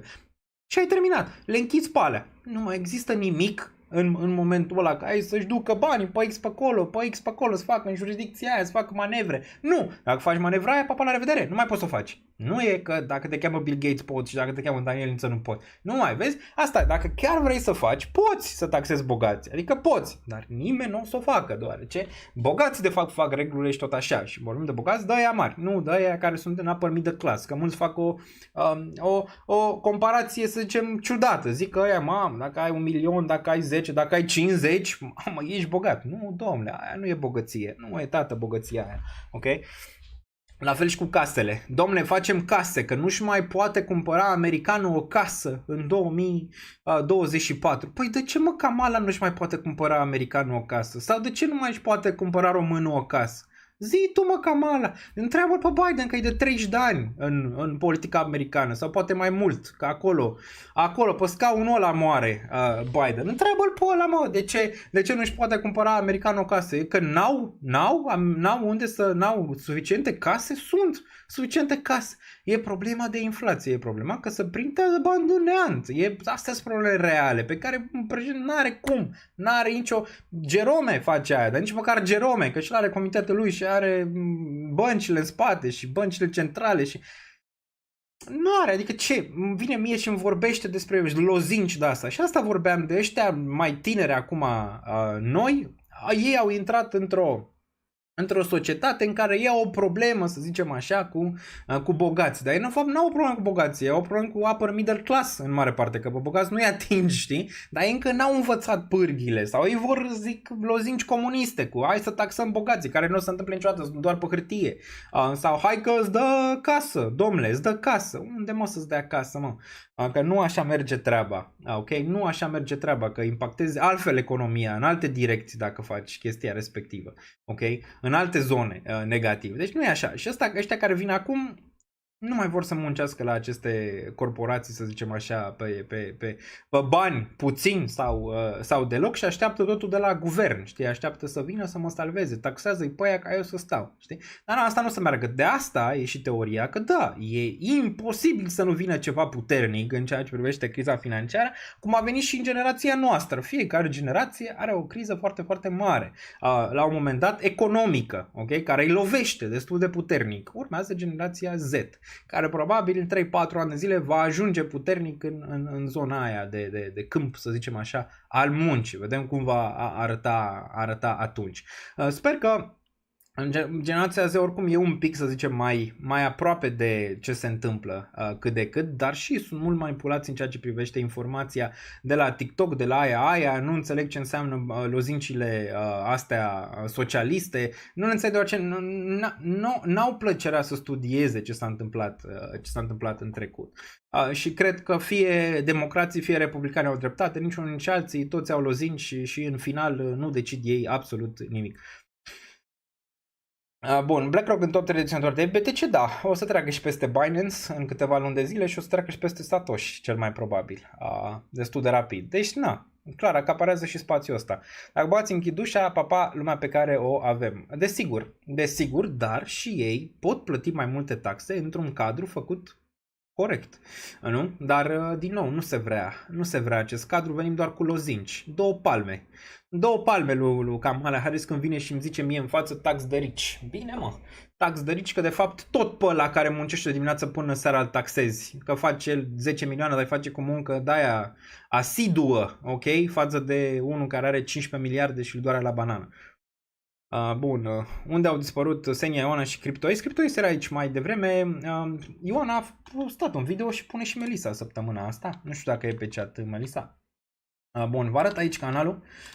Aveți un video foarte mișto făcut de Ioana aici. Acum îți dai seama că mulți zic chestii și pozitive și negative. Trebuie să înțelegeți totuși faptul că contentul nu se pleacă. Adică mulți stau pe canapea și zic, mamă, ce nenatural vorbește persoana respectivă care a făcut 3 videouri până acum, sau eu aș vorbi super natural dacă își m-aș pune la camere, sau uite cât de ușor e când face live-uri Daniel Niță. Da, e la fel cum în momentul când te uiți la tenis sau la fotbal, zici, mamă, uite cât de bine dă Messi cu mingea, cu piciorul minge, uite cât face. Dacă când te pui tu să dai cu piciorul minge, poate nu dai unde trebuie cu mingea respectivă sau cu paleta sau cu toate cele. Și eu am trecut personal prin asta, crezând că unele lucruri sunt mai ușoare decât par. Nu e ușor să faci content, de asta trebuie să sunt de persoanele care chiar sunt pasionate și vor să facă contentul respectiv. De exemplu, Ioana și Melissa. Ioana a postat aici un video pe care vezi BlackRock schimbă regulile sistemului financiar și prin susținere devin din ce în ce mai bune, ok? Persoanele respective. Dacă fac 10, 15, 20, 25 de videouri, mult mai ușor și mult mai calitativ pentru voi din ce în ce mai mult, dar nu se poate din prima, ok? În niciun caz nu se poate din prima chestia respectivă. E normal, dar asta zic, sunt mulți care pur și simplu nu știu dacă nu înțeleg sau nu vor să înțeleagă cât de complicat e să faci anumite chestii. Știu că câteodată pare ușor dacă stai și te uiți pe canapea, dar e mai complicat decât crezi, ok? Și singurul lucru pe care ți-l pot spune e să faci și tu, să vezi dacă iese măcar aproape de realitate. Una e să vorbești cu prietenii tăi, una e să vorbești pe internet, în fața unei camere, cu audiență, cu alte chestii. Dar din nou, mi se pare creșterea foarte bună în ceea ce privește Ioana aici pe partea de content și dacă aveți aici desigur întrebări, comentarii, toate cele, o să facă și Melissa, o dau un preview, o să pun un video despre ce s-a întâmplat în Q2 în cripto pentru a vedea așa, fie avem creștere, scădere și de 2023 cum s-a întâmplat și toate cele, același raport pe care l-am mai făcut, probabil o să apară vineri, ok? Bun. Și cum e vorba aia, și în fotbal românii sunt cei mai buni antrenori din lume. Da, corect, așa este. Ce ușor e să cumpere Bitcoin. Exact, și cei care vă zic vouă, mamă cât de ușor a fost când văd rezultatele, când văd un rezultat, zic mamă ce ușor a fost. Sunt puțini care de fapt, să zicem, înțeleg real, ok? Sunt foarte, foarte puțini care înțeleg real munca din spate pentru a putea ajunge la un anumit nivel. Adevărul e că sunt videouri de calitate. Da, și orice feedback aveți, trebuie să vină feedback. Adică nu zice cuiva, mamă, ce nerealist, natural. Zi, ok, putea îmbunătăți ceva acolo. Adică astea sunt feedback-uri bune pe care și eu aș vrea să le aud sau aș fi vrut să le aud în trecut, știi? Dar feedback-uri bune care ar putea să ajute persoana respectivă, nu care ar putea să o tragă în jos persoana respectivă. Noi ne tragem jos între noi foarte, foarte mult, că așa e și neamul românesc, știi? Neamul românesc. Să ne tragem în jos unul pe altul. În loc să ne susținem unul pe altul, să ne ridicăm din șanț unul pe altul. Eu cât o să fiu aici, niciodată n-am tras oamenii în jos, întotdeauna am încercat să dau pârghii oamenilor cu care colaborez tuturor, adică să pot să-i ridic, să pot să fie în anumite zone, chiar și oamenilor care, să zicem, involuntar mi-au făcut rău sau voluntar mi-au făcut rău. N-am o idee să-i trag în jos, aș putea face multe chestii pentru mulți oameni ca să zicem așa, am avut oportunități și tot o să am, dar evit să fac asta deoarece, mi se pare mai bine, să zicem așa, să duci oamenii în sus, să-i tragi din canal decât să le pui capacul, știi? Bun.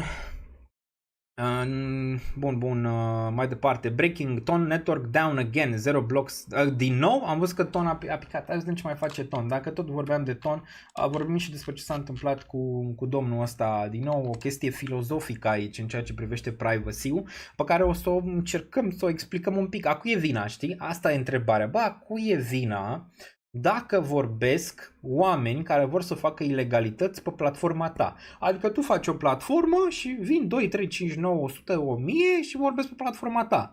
Tu trebuie să dai acea conversație autorităților sau nu? Sau e dreptul autorităților să facă asta, să vină în platforma ta, să ia ce informații vor ei și când vor ei? Sau e dreptul tău la privacy, să nu le dai informațiile respective?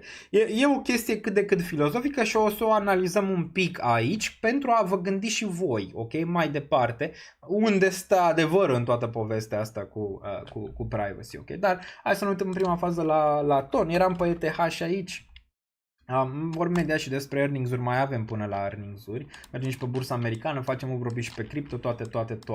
Bun, Ton, am zis că nu mă grăbesc oricum în a cumpăra Ton. Acum, întrebarea e pe Ton aici, aș mai vrea sau n-aș mai vrea pe Ton? Eu zic că da, dar condiția, la fel ca pe ZK Sync, să-mi atingă niște zone. Dacă ne uităm aici, nu știu dacă l-am făcut deja pentru Patreon, dar l-am făcut deja pentru Patreon aici, am avut live luni pentru cei de pe Patreon. Aproape Patreonul îl găsiți în descriere, aproape portofoliile sunt updatate, mai am să lucrez la câteva chestii și să mai adaug câteva grafice pe analizele comparative între luna trecută și luna asta per performanța portofoliului și o să fie postat în curând pe zona de Patreon. Bun, dacă ne uităm aici, 556, da, aș fi foarte interesant în ceea ce privește Ton, dacă s-ar întoarce aici, în zona de 289. Aici putem să dăm un 0,5 Fibonacci care vine în regiunea asta. Aici depinde cât de agresiv vrei să fii pe Ton și cât înțelegi Ton. Ton foarte decent, să zicem așa, ca blockchain. Acum pare că a avut probleme. El a mers foarte bine până acum, dar vezi, deodată au venit probleme în tandem cu ce se întâmplă cu CEO-ul Telegram în momentul de față. Totuși, structura bună aici. Dacă ar da oportunitatea din nou în range-ul ăsta, ar fi o oportunitate foarte, foarte bună. Dacă nu, probabil nu o să intru în Ton, deoarece vreau discount. Și am mai făcut Ton asta în trecut. Trebuie să ne uităm și la trecutul monede, cum ne-am uitat și la FED. Uităm și la Ton, a luat minus 85% aici. Din zona asta a luat minus 61%. Deci, momentan, din top, e la un minus 34%. Istoric, ai zice, uite, minus 67 ar fi reționat de 2,78. De aici încolo m-aș gândi, adică în range-ul ăsta m-aș gândi pe Ton. Aici, ok? Acum, dacă ție țară de buza și vrei să ai și ceva Ton în portofoliu, poți să încerci sume mici, dar nu e niciun caz financiar începând din zona asta de aici. Dar relevantă prima zona asta de aici, 2927 și apoi tot range-ul ăsta pentru DCA, pentru Ton. Și da, m-ar interesa, dar aici, ok? În regiunea asta Ton, ce-mi place e că au aproape 1 miliard de utilizatori, cei de la Telegram, și au adopție făcută nu peste noapte, făcută cât de cât organic, ceea ce îmi place, ok? Plus blockchain-ul cât de cât ok față de alte blockchain-ul, plus ai putea să ai utilitate reală în ceea ce privește Ton. Și noi am mai vorbit despre acest blockchain, dar prea sus, ok? M-ar interesa un pullback real pentru această criptomonedă, la fel ca și Ondo aici. Tot mă întreba ce mai cumpere Ondo. Nu aici, ok? Dacă ne uităm la Ondo, așa arată în momentul de față, ok? Așa arată, 65 de cenți. Nu-mi da aici ceva să-mi spună, mamă, Ondo de aici face rachetă în zona de sus. Mai repede îmi dă tendința că Ondo s-ar tranzacționa mai repede spre 37 de cenți. M-ar interesa foarte mult range-ul ăsta pentru Ondo de aici, undeva în 38-28 pentru Ondo, dacă ar veni în regiunea asta. Și aici ar avea un picaj, hai să vedem pe Ondo. Ar fi minus 63, aici ar fi minus 79-80. Da, de obicei aceste alcanori iau aceste căderi. Acum depinde de tine cât de mult îți dorești. Dacă îți dorești Ondo, poți să încerci de aici sume mai mici. În zonele astea poți să te raportezi la ceva poziționări un pic mai bune față de zonele astea superioare. Așa ai văzut și despre TIA, nu? TIA un fel seamănă foarte mult structura de aici, da? Cu TIA. Care TIA în momentul de față, știu foarte bine cum a plecat, similar cu Ondo a plecat TIA, adică a plecat în aceeași traiectorie și s-a întâmplat asta după. Chiar ți-a atins regiunile alea. Dacă ne uităm aici la TIA, a făcut minus 81%, ok? Și ajunge în sfârșit într-un range în care aici multă lume renunță. Și e foarte, foarte bine. ok, în regiunea asta pentru TIA aici. Mai e o zonă de oportunitate 3, nu bag mâna în foc că ar fi atins, aici depinde foarte mult de ce se întâmplă cu Bitcoin în următoarea perioadă, dacă atinge neapărat regiunea asta de aici de TIA, poate să fie chiar bottom range-ul ăsta pentru TIA. Adundu-mă la TIA, n-aș vrea să fiu prins să cumpăr de aici, înțelegi? Din range-urile astea, gen de 16. Aici TIA am cumpărat cei drept în 10. Primul buy a fost aici, în regiunea de 10 și apoi am continuat. Dar n-aș mai vrea să fac același lucru și la Ondo, aș vrea mai repede la Ondo un pic mai jos, având în vedere că deja oricum am făcut DCA pentru TIA ultima oară în regiunea asta de aici. Nici n-aș vrea să fiu prins aici pe TIA, de exemplu, în 18, în range-ul ăsta, ok? Deci cam asta, dacă e să ne uităm la Ondo. Mantra la fel, e foarte sus, foarte, foarte sus Mantra. Dacă ne uităm la Real World Assets acum, rapid, Mantra, OM, imediat. OM.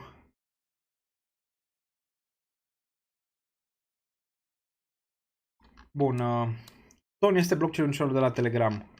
Bun, aici 0.88 pentru OM. Același lucru, foarte, foarte, foarte sus. Foarte sus aici, foarte sus, uite urcarea asta, adică nu e deloc naturală urcarea asta de aici. Okay? Ce urcare a avut din 0.018 până în regiunea de 3.13, adică asta deja ți-a făcut un bull market aici. Foarte, foarte complicat să mă pui să cumpăr ceva de genul ăsta până la un pullback real în ceea ce privește OM, adică măcar range-urile astea de aici, de jos. Plus weekly-ul nu arată fenomenal aici pentru el, ok? Bun. Vreți să intrăm pe earnings-urile pe Nvidia? O să pun această postare de aici, de pe Patreon, pentru toată lumea să o vadă. Și vă arăt imediat asta de aici și o să discutăm imediat despre istoricul și istoricul Nvidia. Impact pe piață, trebuie să mai iau niște apă aici.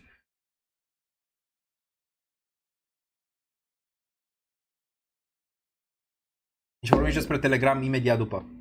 Ok, vorbim și despre acea chestie destul de filozofică. Bun. Am băgat niște apă aici. O să pun postarea asta pentru toată lumea. Imediat vă dau și link-ul unde puteți să o vizionați. 2 secunde. Ca să o puteți să o aveți și voi. Ok, trebuie doar să-mi dați follow pe Patreon. Atât, adică nimic altceva. Imediat. Bun. O punem pentru membrii și ar trebui să fie. Ar trebui să fie, cred.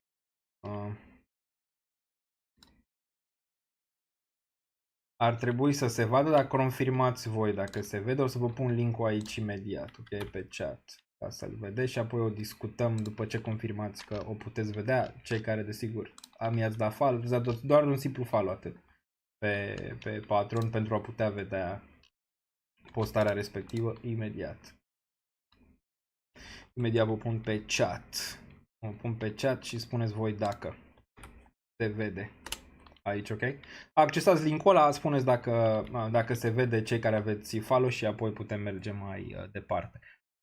Tu ai portofoliul long term pe acțiuni, Daniel? Da. Am și la fiecare, și la portofoliul de acțiuni și la cel de criptomonede, am și prețurile medii pe care le am pe acele investiții, ok? Și care este randamentul și grafice cu randamentul și toate cele. Aproape la fel ca la un hedge fund. Bun, aveți aici butonul de like. 659, putem să vedem aici 660 s-a apăsat butonul de like. Nu uitați că am un sponsor pe canal, cei de la XFI, un exchange de criptomonede românesc de generația 3. L-aveți în descriere, folosesc, vând criptomonede prin XFI. Puteți accesa și voi link-ul și să testați platforma lor, ok? Se vede, bun, se vede, perfect. Dacă se vede, hai să mergem, ați apăsat butonul de like aici, hai să ne uităm un pic aici să vedem ce se întâmplă și mergem și la graficele astea de aici. Deci istoria și istoricul Nvidia august 2024, impact în piața cripto, dăm un pic zoom, cred că ar trebui să vedem aici, da, bun.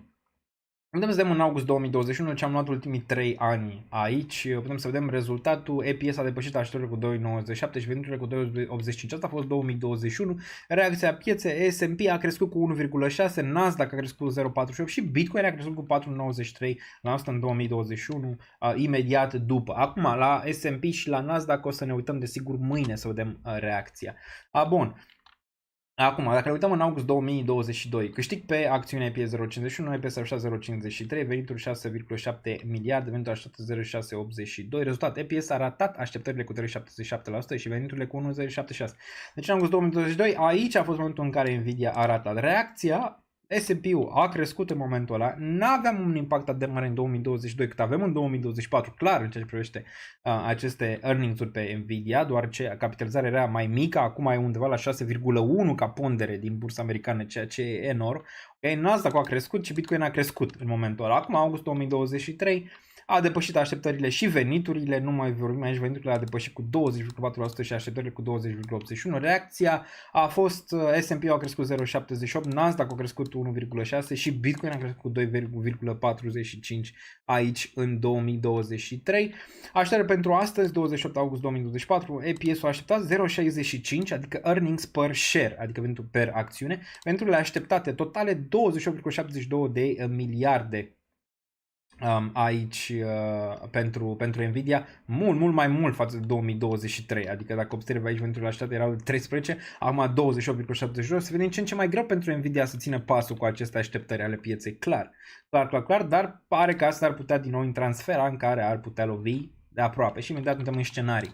Analiza pe scenarii pe baza câștigurilor Nvidia, reacția pieței aici, S&P-ul ar putea crește aici cu 1%, prețuri potențiale, asta e scenariul 1 cu Nvidia depășește așteptările. Deci dacă depășește așteptările, adică dacă vedem că bate foarte, foarte puternic partea de venituri și partea de EPS, adică earnings per share, ok, am putea vedea asta, am putea vedea o creștere de la S&P mâine și am putea vedea și, desigur, în post-market urcări pe acțiuni cu 1%, 1,5%, Nasdaq ar putea avea între 1,5 și 3, Bitcoin ar putea crește între 3 și 5%, și altcul ar putea crește cu 5-7, doar ce altcul ar putea crește mai mult, ok? Prețuri potențiale, am putea avea aici o creștere de la 5590 la 5645 și 5673 pentru SPX, Nasdaq ar putea avea o creștere aici între 19630 și 19920 și Bitcoin ar putea încerca 60.564 mâine, 61.740, cam astea sunt range-urile așteptate. Acum scenariul 2 pe care cred că aici vom sta în seara asta, scenariul 2, Nvidia se potrivește cu așteptările, reacția pieței, S&P-ul aici o creștere modestă de 0,5 până la 1, Nasdaq se așteaptă cu creștere 0,75, 1,5, Bitcoin probabil va înregistra câștiguri 1,53 și altcul ar putea crește cu 3,5%. În scenariul ăsta cred eu că am putea vedea prețurile potențiale, nu trecem peste S&P și Nasdaq și mergem direct la Bitcoin, 58.800 era prețul în momentul în care am făcut acest post, 59.682, 60.000 564. Cred că ăsta ar putea fi scenariul pentru reacție. Scenariul 3, Nvidia ratează așteptările. Cred că posibil să ne gândim și la asta, că poate, dar nu cred. Okay? Am putea vedea aici, desigur, scăderi. Am putea vedea Bitcoin testând 56.448, 57.624. Am putea vedea S&P-ul care scade 5.534 și Nasdaq-ul, desigur, care va scădere sub 19.000 în zona aia. Okay? Și concluzia o putem vedea aici. Eu am zis că mă aștept la se potrivește cu așteptările. Nu cred că e momentul acum ca Nvidia să rateze. AI-ul încă a stat destul de puternic în ultima perioadă. Posibil anul viitor să avem probleme pe partea asta. Dar dacă vedem ceva probleme în ce privește Nvidia, atunci ar fi și o problemă mare. Acum, așteptarea de volatilitate pentru Nvidia, ca să terminăm aici cu Nvidia și o să vorbim mai multe oricum înainte, ok, în o oră și ceva. Dacă ne uităm aici la Nvidia, în momentul de față e în cădere, 2,82. Care este așteptarea de volatilitate aici în ceea ce privește Nvidia pe zona asta?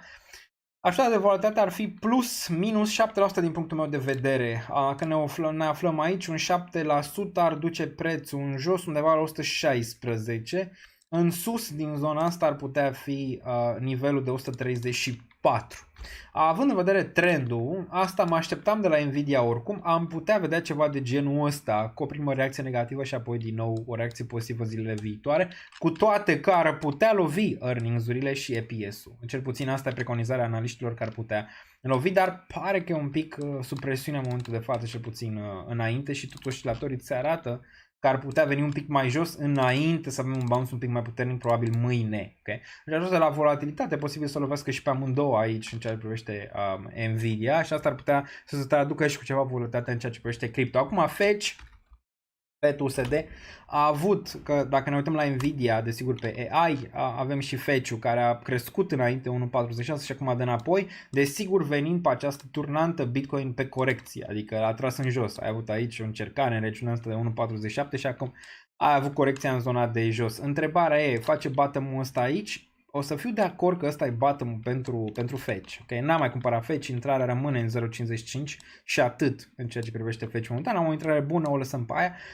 Dacă mai vine aici, mai adaug. Dacă nu, nu. Dar o să fiu de acord că ăsta e bottom pentru Fetch aici când va urca peste 1.54. Okay? Zona asta verde este foarte, foarte importantă. Dacă ne uităm și pe weekly aici, în ceea ce privește 21 EMA, din nou ai încercat să urci peste 21 EMA, n-ai reușit. Trebuie să susții regiunea asta pe weekly și atunci putem vedea all-time high în ceea ce privește Fetch. Cred că Fetch va face all-time high, cred că da, mai devreme sau mai târziu cred că face all-time high. E din nou într-un range de reacumulare macro, similar cum ai văzut și în trecut pe Fetch.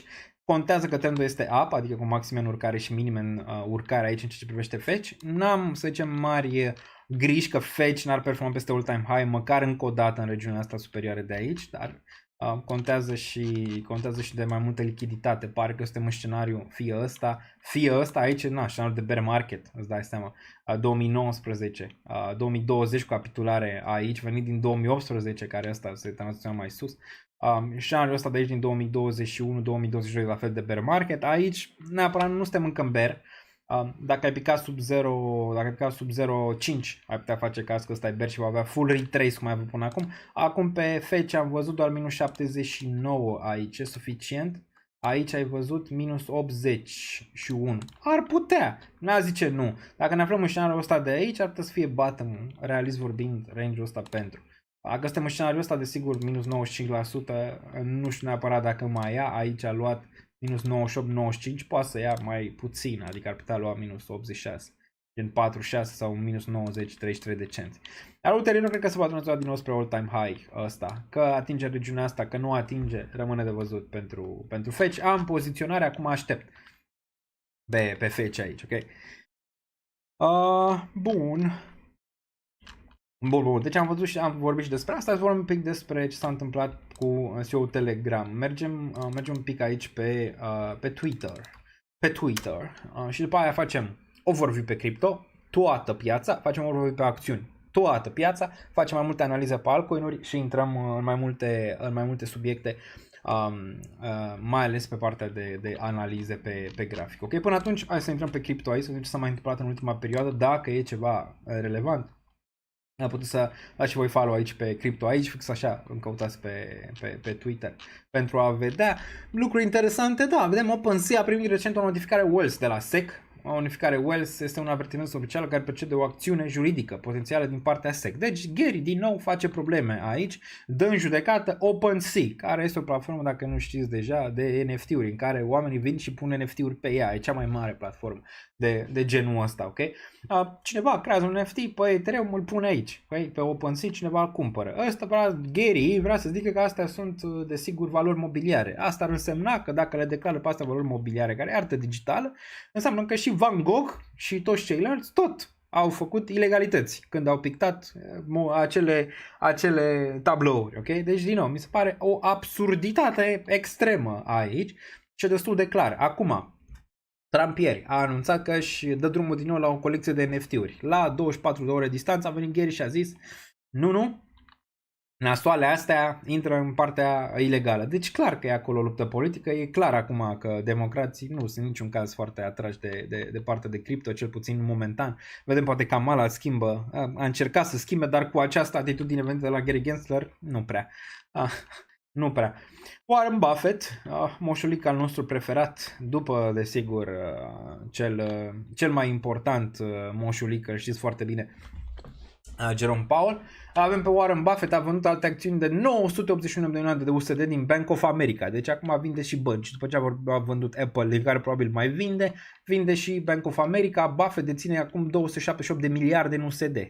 numerar și vinde acțiuni într-un ritm fără precedent. Aici mulți ar zice, mamă, ce criză financiară vine. Buffett ăsta, nu știu, oare se poziționează din nou să salveze sistemul financiar, cum a făcut-o în 2008, să aibă lichiditate pentru chestia respectivă? Întrebarea e dacă îl va mai prinde în viață sau nu, deoarece are 955 de ani pe un picior. Adică e clar că mult nu mai duce. Sau poate știe el ceva, știe? Adică poate știe ce se întâmplă după moarte. O fi, habar n-am. Dacă tot strânge capitalul ăsta de aici. Dar e clar că îl va lăsa mai departe. Ok? Ce a făcut el aici și a strâns el aici miliarde astea, le va lăsa mai departe. Dar interesant de văzut că el în continuare e pe sel. Prețul BTC a scăzut cu aproximativ 7%, era TH cu aproximativ 10%. Aici 87.000 de traderi au fost lichidați. Deci, din nou, aveți mare grijă. Chiar era pe cineva pe Patreon care zicea, am intrat într-o poziție de ETH și dacă se duce sub prețul ăla sunt lichidat. Și am zis, băi, nu mai face chestii de genul ăsta. Încerc să salvezi banii. Nu, dacă ți-e frică că ești lichidat, ai pus prea mulți bani. De ce vrei să fii lichidat? Adică trading nu e pe lichidări. Lichidat. Asta nu e trading. Asta e mai mult păcănele decât a face trading. Ai stop loss, ai o zonă, ce lichidări? N-am mai fost lichidat, bă, de ani, ce cu asta? Am fost lichidat, ok? Deci, din nou, încercați să vă salvați bani. Piețele fac asta pentru că sunt prea mulți longs în momentul de față. Deci piața nu poate să urce cu atâția longs în spate, ok? Și tot face ciop până când nu mai există longs.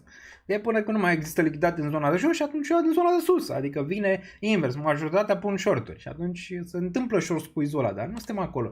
După cum observi aici, încă lichidările sunt în zona de jos, în continuare. Asta înseamnă că oamenii au această manie să prinde bottom-ul cu leverage.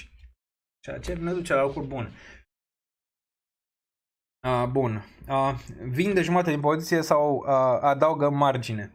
Nu este o idee bună să adaugi la trade-uri pierzătoare. Okay.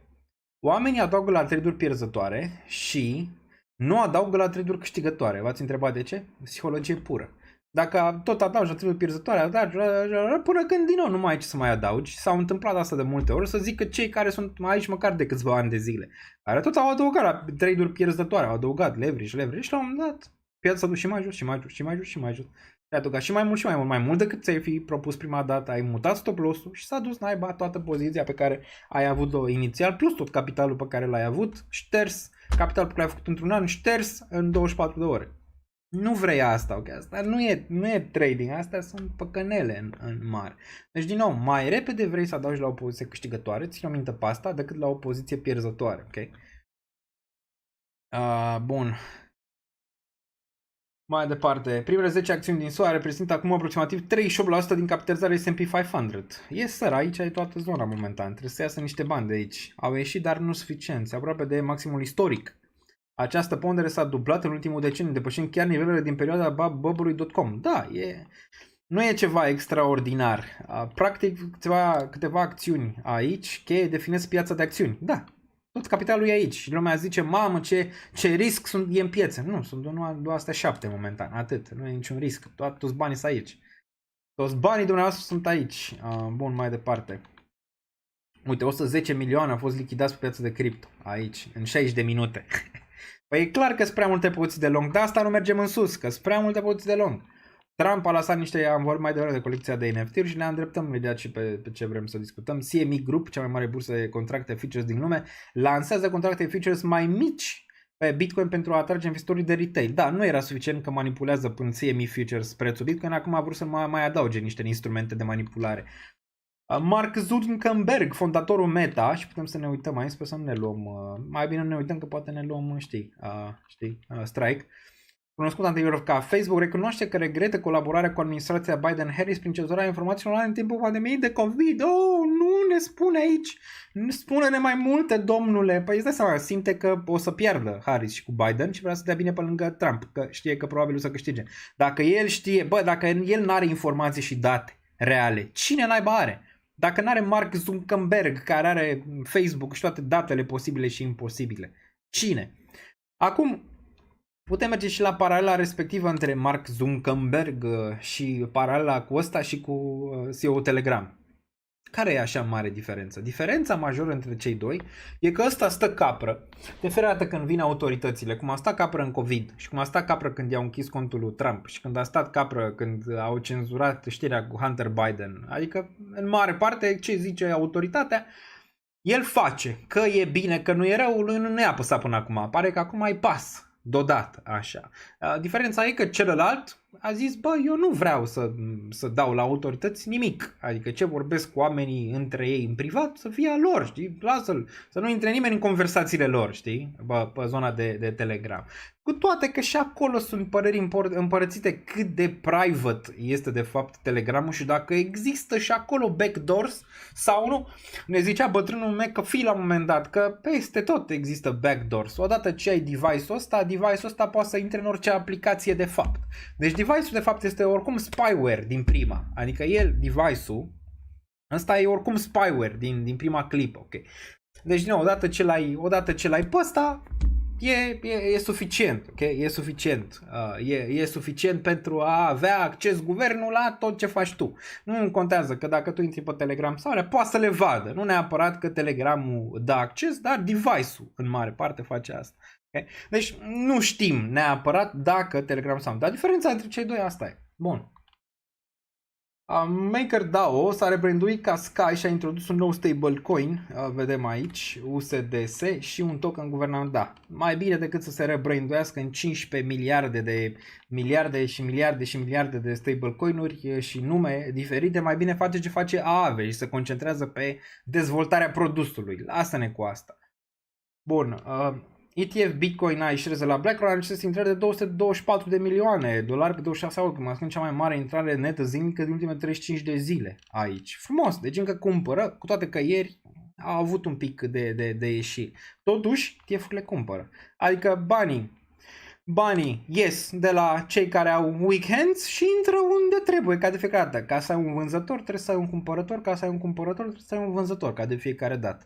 Unii vând, BlackRock cumpără în continuare. Și aici când ne referim la BlackRock, ne referim la investitorii din fondul lor, dar și BlackRock per se. Era o știre aici că și ei cumpără.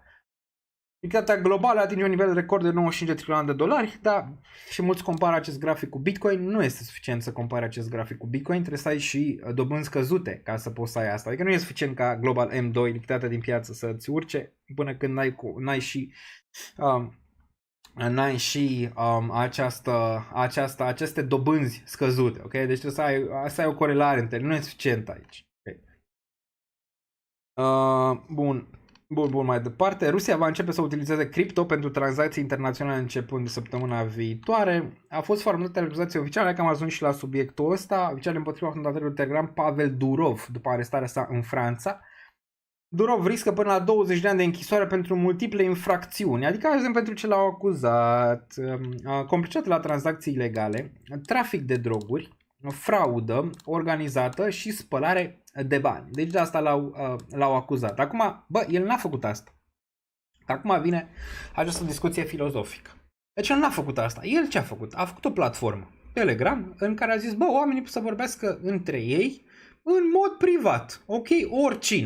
Oricine să vorbească în mod privat, să nu intervină absolut nimeni în conversația lor.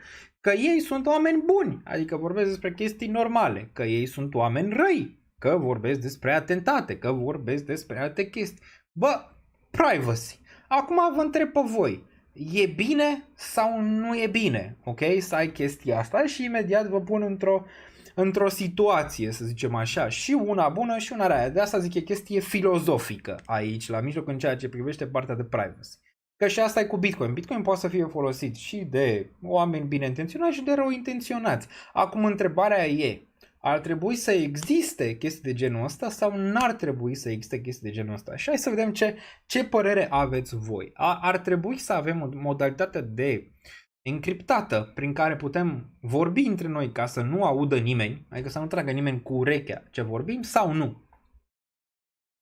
Bun, care e faza cu Kamala că a ieșit cu planul de taxare unrealized gains, adică pare că fac făcătură care zice așa ceva înainte de alegeri. Vorbim și despre asta am avut data trecută. Nu mi se pare normal ce se întâmplă pe Telegram, trebuie banat, zice aici Alexein. Deci Alexein nu este de acord să ai o modalitate privată de a vorbi. Hai să mai vedem și alte păreri. E bine, își fac ei treaba sau îl urmăresc pe cei care vor să facă rău. Ajunge gol la 200. Bun, atunci despre chestia asta. Spuneți-vă opinia voastră despre. Ar trebui să avem ceva ca Telegram în care se poate vorbi privat sau nu. Bun, da, să-i lase liber să baneze aplicația. Ok, deci să-l lase liber să baneze aplicația. Ok, bun. Mai mult da sau nu? Da sau nu? Adică sunteți pentru privacy sau împotrivă? Dragul zice da, atunci unde este democrația? Bun, ar trebui să fie clar privacy, că suntem cu intenții negative la care autoritățile trebuie să facă treaba și să depisteze problema. Bun, dar pe aceeași regulă de 3 simple trebuie să arestăm toți CEO-ul de la fabricanții de arme care au folosit crime. Da, mulți au folosit și Facebook, de exemplu. V-am zis care este singura chestie.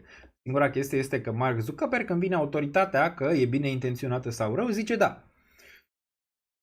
Bun, cine ți-a spus că e privat? Asta vorbeam la început. Este o teorie că poate să fie, poate să nu fie. Nu știe exact dacă este backdoors, inclusiv în Telegram sau nu. Dar să zicem că este. Și WhatsApp este la fel, tot criptat parcă. Teoria, da. Având în vedere că îl deține Facebook, nu știu cât e de criptat. În ceea ce privește lucrurile legale, ar trebui să fie o clauză de privacy cu anumite limite. Bun, libertatea, dar să fie criptat trebuie să fie... bun, mai e Signal, dacă nu știți. Pentru ăla mi se pare destul de aproape de realitate. Adică Signal mi se pare mult mai aproape de... Signal chiar ai private key-ul. Acolo foarte greu să intervine cineva. Bun, viața privată se numește... Bun, pentru privacy. Bun. Acum, putem face și un poll. Hai să vedem pool, sau cum vrei să zici. Hai să vedem aici. Sunteți pentru privacy sau împotriva la privacy? Și acum vă pun niște scenarii ca să vedem ce ați răspunde în scenariile respective. Okay? Imediat aici facem un pool, imediat. Start a pool. Aici pentru pentru privacy în discuții sau împotrivă. Pentru privacy împotrivă. Hai să vedem. I-am dat drumul. Îl găsiți aici, puteți vota. Ok? Puteți vota, îl găsiți aici. Votați. Acum, dacă ați votat pro-privacy, să zicem că sunteți într-un scenariu de genul ăsta. Ești părinte, ok? Deci ești părinte le unui copil. De exemplu, copilul ăla, nu știu, are 18 ani, 20 de ani, 16, whatever.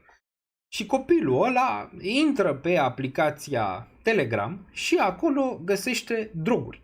Găsește droguri la un click distanță. Adică intră pe aplicația respectivă, a găsit droguri și în 2-3 ani de zile ajunge drogat, ajunge addicted de droguri pentru că a accesat acea aplicație. În acest context, ai fi pro-privacy sau împotriva privacy-ului? Asta e o întrebare. O altă chestie ar fi, de exemplu, can taken. Cineva îți răpește, nu știu, copilul. Ești părinte, cineva îți răpește copilul, da? Și teroriștii ăia care ți-au răpit copilul vorbesc pe Telegram. Adică tu știi că ei vorbesc pe Telegram, ai aflat că au un chat în care se vorbește pe Telegram. Și tu te duci la autorități și autoritățile zic nu putem intra în Telegram deoarece este private. Dar toată informația în ceea ce privește locația teroriștilor și a acestor indivizi se află acolo, la un click distanță de tine, în care autoritățile ar putea să intre dacă l-ar lăsa cineva. Acum, deci pro-privacy sau împotriva privacy-ului. Mai trebuie să vă puneți în situații de genul ăsta, chiar că sunteți pro sau împotrivă. De asta zic că este o chestie filozofică la mijloc, ok? Trebuie să vă dați răspunsul. Sunteți pro sau sunteți contra în acest scenariu. Adică în scenariul în care se întâmplă chestii de genul ăsta, ce ați vrea? Vă la autorități să salvați, să zicem așa, copilul sau e de dreptul autorităților să salveze? Sau, în ceea ce privește traficul de droguri pe această platformă Telegram. Ar trebui voi ca părinți să nu dați acces copilului până când el nu ajunge la 25 de ani sau 20 sau 20, whatever, ajunge copilul. Nu? Cine are? Este Pavel cel care are puterea, este părintele cel care are puterea. În ce zonă stă privacy-ul, unde începe privacy-ul, unde se oprește privacy-ul? De asta zic că nimic nu este negru, nimic nu este negru și alb, întotdeauna e zone gri. De asta e foarte, foarte important să înțelegi ambele părți, ok? Bun. Bun, hai să vedem. Hai să vedem. Ce ai zice aici? Ne-ai pus în dificultate. Da, trebuie să fiți puși în dificultate, trebuie să priviți ambele zone. Că mulți zic, mamă, sunt pro-privacy. Dar când îi se întâmplă lor ceva, nu mai sunt pro-privacy. Păi ești de fapt pro-privacy sau nu ești pro-privacy? Și cine este de vină când se întâmplă lucruri pe aceste rețele, să zicem așa, în care autoritățile nu pot intra? Okay? Cine este de vină? Este de vină cel care a creat aplicația? Ești de vină tu că ai lăsat copilul să intre pe aplicația aia? Ești de vină că el a fost răpit și infractorii vorbesc pe aplicația respectivă? Cine este de vină în această situație? Okay? Că asta este relevant. Bun, exact, este vina oamenilor sau a platformei. În mare parte ar trebui să fie un binare, numai că ea este greu de obținut, că s-a întâmplat, ați văzut. Autoritățile, în mare parte, ele fac lucruri bune, adică vor să ajute, dar există și acel procentaj de 10% în care autoritățile merg mai departe pentru a asculta ce vorbesc doi oameni care, nu știu, vorbesc despre, habar n-am, investițiile lor sau așa, ca să-i taxeze, sau ascultă ce vorbește ăla, sau folosesc aceste metode de ascultare împotriva unui candidat politic, sau așa, adică ambele părți pot profita, știi, de partea asta, privacy sau neprivacy. Și asta e întrebarea, unde se oprește, de unde pleacă? Discuția este un pic mai elevată și nu e atât de simplă pe cât crezi în ceea ce privește zona de privacy. Într-o societate corectă ar trebui să poți să accesezi, adică eu așa o văd, privacy să fie o privacy. Adică, de exemplu, să nu poată guvernul să-mi acceseze mie, că acum știți, în Statele Unite, de exemplu, e foarte ușor.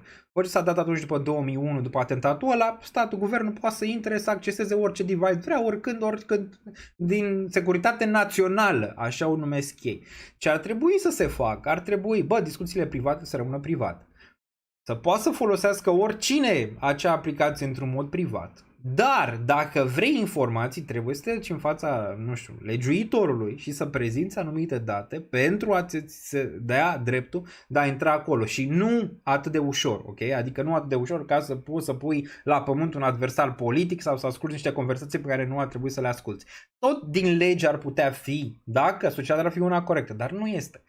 Și dacă societatea nu este una corectă, atunci trebuie, din punctul meu de vedere, să existe și zona de privacy, că îți place sau nu-ți place. Ce trebuie să faci tu, trebuie să, dacă ești părinte, dacă, nu știu, ai prieteni sau o problemă pe aceste chestii, droguri, chestii, arme, habar n-am, tu trebuie să vorbești cu persoanele alea, să le ții departe de chestiile astea, ca ele să nu se întâmple, ok? Dar într-o societate în care ne aflăm, foarte greu să n-ai nevoie de privacy. În societatea asta este nevoie de această opțiune, de privacy, ok?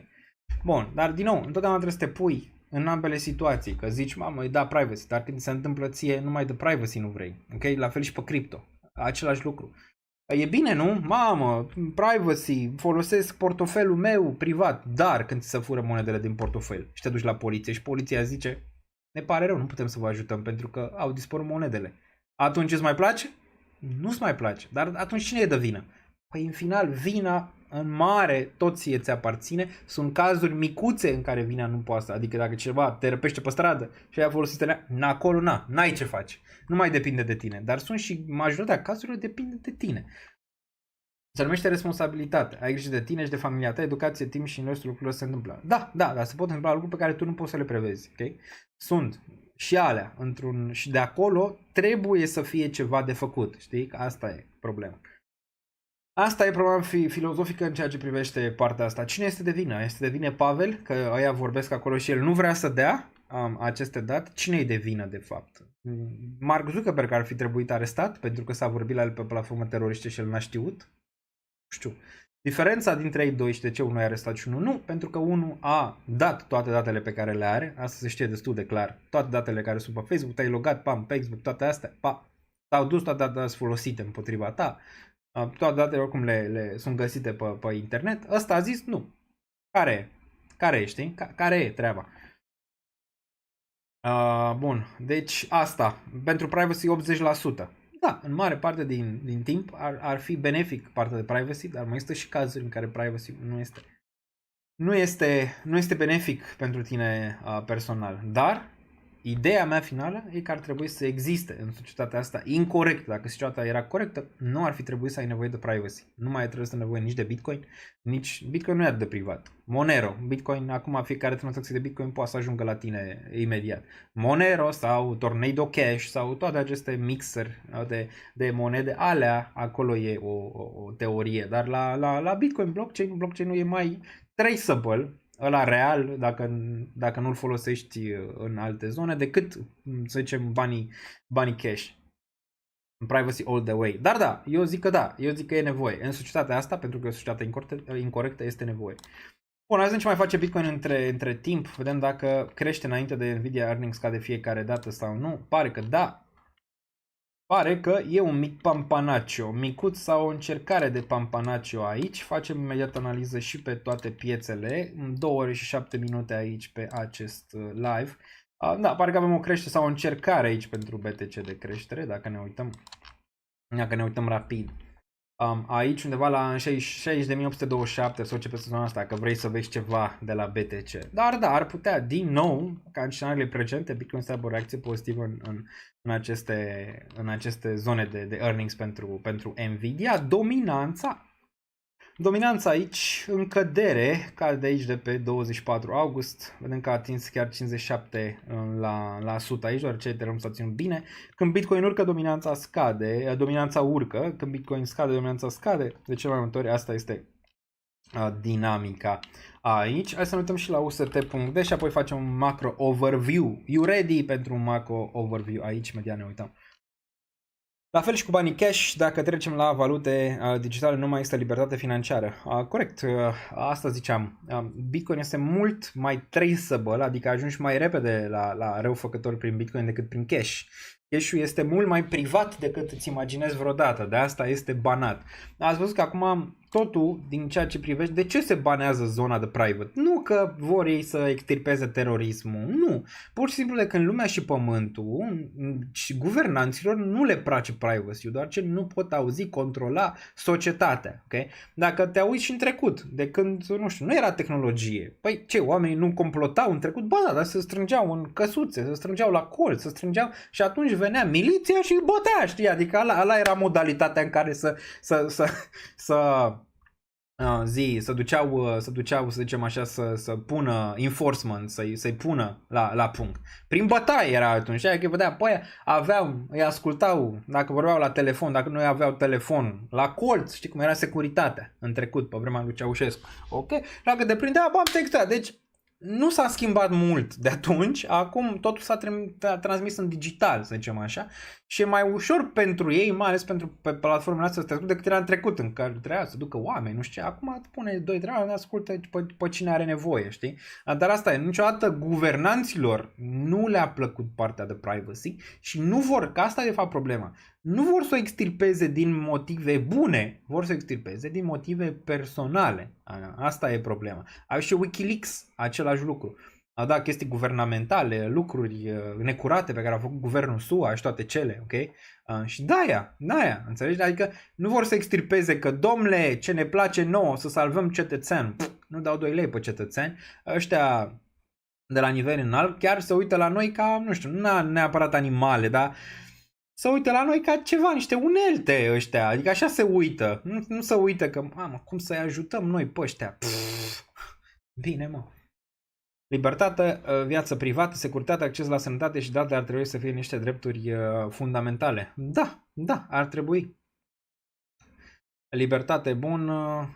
Ce este cel mai rău este că toate site-urile care îți permit logarea cu alte conturi, gen Facebook-ul îți urmărește tot activitatea. Da, știu tot despre tine. Da, întrebarea e, ai ceva de ascuns? Asta e întrebarea. Ai neapărat ceva de ascuns, dar nici n-ai vrea, adică n-aș vrea să asculte lumea ceva, adică vreau să vorbesc și eu cu cineva privat, n-aș vrea să asculte sau nu vreau să folosească datele mele împotriva mea sau alte chestii. Bun, fără privacy, zice Marian, la Crypto aici. Deci, uite, sunt aici două tabere. Cei, desigur, care au pățit chestii din punct de vedere al privacy și n-au putut să ajungă în mare parte din vina lor, că sunt și cazuri restrânse în care n-a fost din vina lor, dar în mare parte din vina lor, ei nu vor privacy, știi? Ceilalți vor privacy pentru că înțeleg dinamica societății. Dacă societatea era bună, nu mai avea nevoie nimeni de privacy. Bun, mai departe. Cam atât momentan. Vedem un 80% pentru privacy aici. Era ultima oară când m-am uitat. 79 aici pentru privacy. 79% din ce vedem. Bun. Daniel Niță confirmă, Zuckerberg e securist. Păi da, e un securist din lumea nouă. Îți dai seama că a turnat tot ce se poate. Că altfel ați văzut. Au încercat să-l ducă în fața la congres. Deci, domnule Zuckerberg, ați făcut Xulescu sau tranzacționat prin site-ul dumneavoastră sau l-au puricat, l-au speriat, știi? Adică, cum era securitatea în trecut, așa l-a luat pe Zuckerberg, știi? L-au băgat, hai, vină în fața noastră și spune-ne, de ce nu putem să ascultăm tot pe Facebook? Spune-ne, domnule Zuckerberg. Și l-au speriat, știi? Acum nu mai e sperierea cu bătaie, acum e sperierea cu pârnaie, e sperierea cu alte chestii pe care le vezi în momentul de față. Au speriat și dacă au speriat să înseamnă că, bă, om ești, știi? Adică ți-ai dat familia toate astea pentru că, dai dracu toate datele, tot, scoți tot ce ai. Dar uite, ăsta n-a dat. Acum e povestea împărțită și cu el, știi? El are cetățenie rusă, ăsta Pavel, CEO de la Telegram, și franțuzească și din Emiratele Arabe. Rușii au încercat și ei să-l aducă înapoi în țară.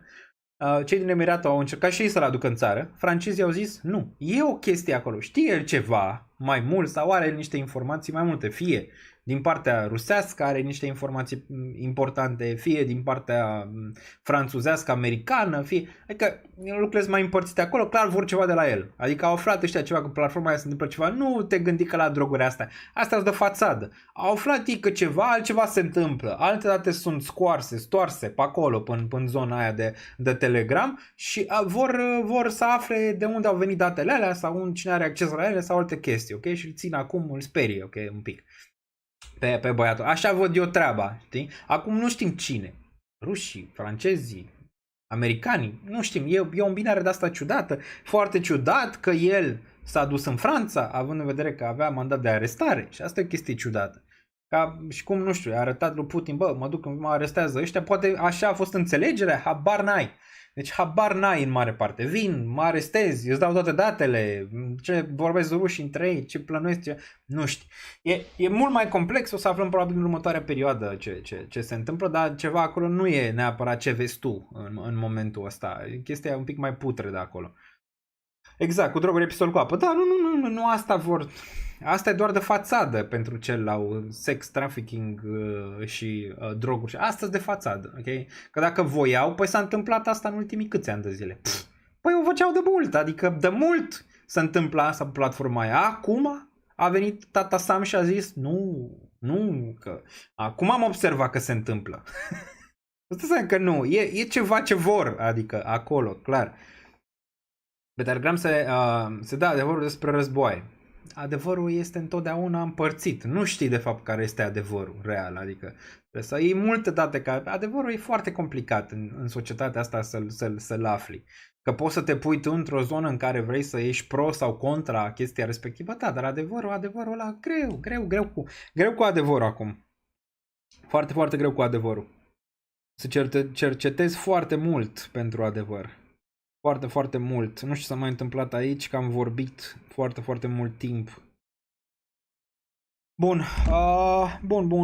Ce mai cer lumea pe chat? Prefer să facem infracțiuni și să ne ascundem în spatele unei aplicații? E o prostie.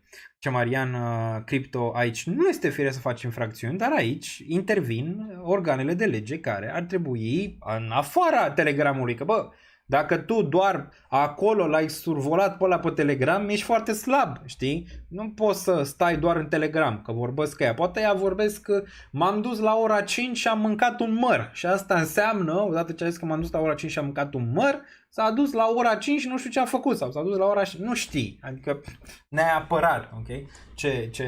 Ce se discută per se. Ai așa doar o teorie, că dacă s-ar discuta pe bune, poți să ai anumite chestii acolo.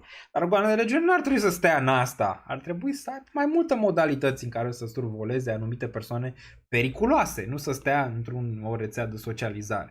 Okay? Dar nu este firesc să faci infracțiuni niciodată, trebuie să fii o persoană corectă, dar din păcate sunt puțini, să zicem așa, corecți, mai ales cei care au foarte mulți bani. Să ajungi la foarte mulți bani, foarte, foarte greu să fii corect, foarte greu, adică că nu poți, pur și simplu. Cei care au trecut, au business-uri și chestii de genul ăsta, poate să-ți explice cât de complicat este să faci bani, chiar dacă ai o idee bună, ok? Chiar dacă faci bani, tot ți se iau banii respectivi. Okay? Trebuie să ai pile, conexiuni, relații și alte chestii ca să ajungi la nivelul de mai sus. Bun, cred că va începe Altcoin Season înainte de alegeri. Nici nu cred că mai trebuie să discutăm despre Altcoin Season. Pare că Altcoin Season nu va mișca până când Jerome nu va vedea o tăiere. Când nu va vedea piața o tăiere, pare că nu mișcă Altcoin Season aici. Aveți aici butonul de like, aveți toate linkurile în descriere de la Patreon, aici aveți toate, tot, la zona de portofolii, la zona de criptoacțiuni, live trading, 1 la 1, tot le găsiți. Aici cineva 1 la 1 la box? Nu, 1 la 1 la discuție, că la box nu știu. Merch aveți aici, reducere, aveți cripto pe XFI, am mai vorbit, uitați-vă pe XFI, aveți mega discount pe NordVPN.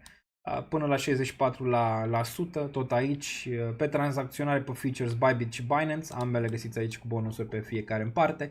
Pentru acțiuni ETF-uri, eToro, eu mai mult folosesc pentru ETF-uri, eToro aici, vedeți dacă se pupă cu ce vreți voi să faceți. Legea Trezor, Discord-ul aveți aici, intrați la scris pe el, Discord, pe Discord acolo conversații, vă puteți ajuta și între voi mult, încercați să vă ridicați între voi, nu să vă puneți, să vă dați capace între voi, încercați să vă ajutați între voi, că să dai capace este ușor, să ridici pe cineva e mai greu. Bun. Mergem mai departe. Aici facem overview pe cripto. Nu știu dacă sunteți pregătiți, dar îl facem, că nu avem ce face. Trebuie făcut. Trebuie să ne uităm la cât de roșie este piața de criptomonede. Aici, în afară de câini, Dogs, care crește. S-a listat pe Binance 0014, cu toate că a avut un dump Dogs. Asta pare că pe Telegram era, nu? Din câte țin minte. Căței pe Telegram. Sați pe cădere, Nier aici, 4. Aici acum mai erau niște știri astăzi, unele fake, un pic fake, dar și ceva adevăr, că Binance a sechestrat conturile celor din Gaza, parcă, nu? De acolo, din zona respectivă, ale palestinienilor în mare parte. Nu este adevărat. Este jumate adevărat. S-a făcut un FAD, ăștia le place să facă FAD la Binance, mai ales când ești numărul 1, întotdeauna cineva vrea să-ți facă FAD și rău, că așa merge treaba. Adevărul e că au sechestrat anumite conturi care erau, să zicem așa, sub supraveghere pentru că au făcut lucruri ilegale. Okay? Din nou, aici vorbim de private. Nu poți să te aștepți ca o platformă ca Binance să zică, mamă, noi suntem cu privacy-ul. Nu, băi, Binance face KYC, face toate astea. Nu știu unde e șocul, domnule, adică unde vine șocul? Când Binance îți face KYC, când toate, unde e șocul? Adică nu e niciun șoc că Binance poate să oprească contul când vor ei, dacă ei văd ceva acolo, ți-au dat la autorități. Adică nu e niciun șoc. Nu e absolut niciun șoc în ceea ce privește asta. Dar nu e adevărat că toate conturile palestiniene, nu, doar câteva care au fost flăguite pentru că au făcut chestii ilicite. Ok? Ca să dăm și asta la o parte în ceea ce privește Binance, ca să fim corecți cu platforma Binance, că și ei au fost corecți cu noi atâta timp. eToro are spread enorm. Da, are spread. Are spread, de asta zic. Vezi dacă mai sunt și alte alternative. Poate o să fac un video cu toate alternativele dacă v-ar plăcea și pe cripto și pe acțiuni. Bun. Hai să mergem mai departe. Filecoin, minus 6,8, SUI, minus 10%, viitorul sistemului financiar, minus 10%, astăzi 0,82 aici, până când nu reia $1, nu putem să ne gândim la nimic de la SUI. Aptos, care se suprapune a fi acest Solana Killer, 6,89, nu mișcă nimic, minus 6%. Aici are fonduri în spate, are VC-uri în spate, are ce vrea în spate, nu performează, a avut urcare spre 20 și atât. Momentan aici pare că stă într-o reacumulare momentan. Cât va dura? Rămâne de văzut. Fetch minus 6,6 aici, înainte de Nvidia Earnings. Injective injectează aici un minus 12,3%. Injective încă destul de decent, dar a avut deja raliu Injective.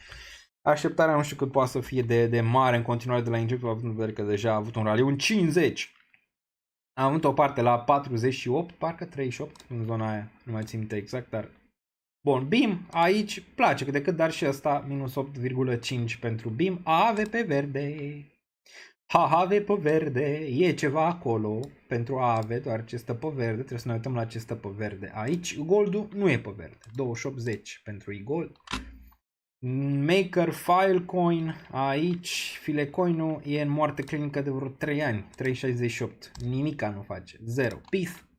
Concurentul pentru Chainlink 0.28, dacă Chainlink reușește să-și propună, reușește ce-și propune, PIF probabil va fi acolo lângă, ca o alternativă, deci ar putea fi, mai ales că e pe Solana. Arweave încă ține bine, 23 date descentralizate, destul de decent, mult peste ca și Tokenomics, mult peste Filecoin. Arbitrum aici 0.52, neregăsire totală pentru Layer 2 în momentul de față, aici Arbitrum 0.52. Am cred că un 0.66, un preț mediu pentru Arbitrum. Va mai crește oare vreodată? TIA 4.88, nu mai acumulez decât sub 3.5. Dacă se duce acolo bine, dacă nu, Doamne ajută, am suficient, nu mă interesează. Aici, bun. Ce mai vedem? Atom, o moarte clinică de ani de zile, s-a întors la zone din 2020, de acum 4 ani de zile, aici Atom 4.6, până când atinge 2, nu mă mai interesează. Să facă ce-o face în regiunea asta de aici Atomul. Dacă atinge 2, trebuie să mai umblu la prețul mediu. Până atunci, nu. Până atunci, nu. Bun, mai departe. 101.200. 101.200, Ordi, minus 14,7, da, sub 20-30, o zonă primară, să zicem așa, interesantă pentru Ordi. Aici crezi că Ordinals revin, nu sunt atât de big în ceea ce privește Ordinals aici. ZK sub 10 cenți, 80 cenți, acolo, aici deja am acumulat și da, formez o poziție în ceea ce privește ZK Sync. Aici aș vrea un 10x de la el, desigur, până în zona de $1 și acolo aș vrea să încep vânzarea, clar portofoliu de risc, nu de bază în ceea ce privește ZK, dar îmi formez aici o poziție. ENA minus 10,5 pentru Ethena, 0,26. Peste 0.32 pe weekly poți să-ți faci speranță pentru Ethena. Până când piața nu-și revine, asta va fi RIP. RIP. Ăsta trăiește din fiurile alea, știi, de spread. Momentan spread-ul este negativ și aici mă refer nu la neapărat la spread, ci mă refer, ca să fim clari, la fiurile alea, la funding rates. Atâta timp cât funding rate-ul este negativ, nu, atâta timp, da, cât este negativ o perioadă, asta nu va performa. Ai nevoie de partea pozitivă de funding rates ca să-ți performeze. Asta face din acel spread între pozitiv și negativ, face banii. Ethena, până când piața nu va veni în bull, nicio șansă, dar când piața va veni în bull, ăsta probabil va avea o performanță destul de puternică pe bull. Pe bear, Reg Baby Angeli, DIM 1.5 măcar, mai bine decât restul DIM aici. Mai bine decât Manta, de exemplu. Aici care e la 0.7, DIM și Saga, ambele stau cât de cât binișor momentan. Axelarul și el aici toate 0.5, poate un 0.35, dar nu știu neapărat dacă mai testează regiunea aia, vedem zilele viitoare aici. Sânge în continuare. Oare când vedem și noi niște urcări pe criptomonede, să nu-și mai bată lumea joc de noi că investim în cripto? Oare când? Am dat vine. La un moment dat o să vină și asta. 59.4 Bitcoin aici, încearcă ceva, dar nimic fenomenal. Hai să mergem și pe acțiuni, că tot se apropie momentul în care vom vedea închiderea. Mergem și pe acțiuni și pe acțiuni ne uităm pe S&P 500. Azi vedem pe S&P 500, imediat ne uităm pe S&P 500, încă un pic până la Nvidia Earnings, vreo 30 de minute. Apreciez că nu v-ați uitat la Insula Iubirii sau poate vă uitați la Insula Iubirii cu un ochi și un ochi la Daniel Nița.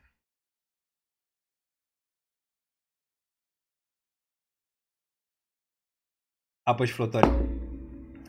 Ai vreun cod de reducere pentru nouă legeri? Momentan nu, dar intră pe Discord, acolo să fie postate codurile de fiecare când ele vin.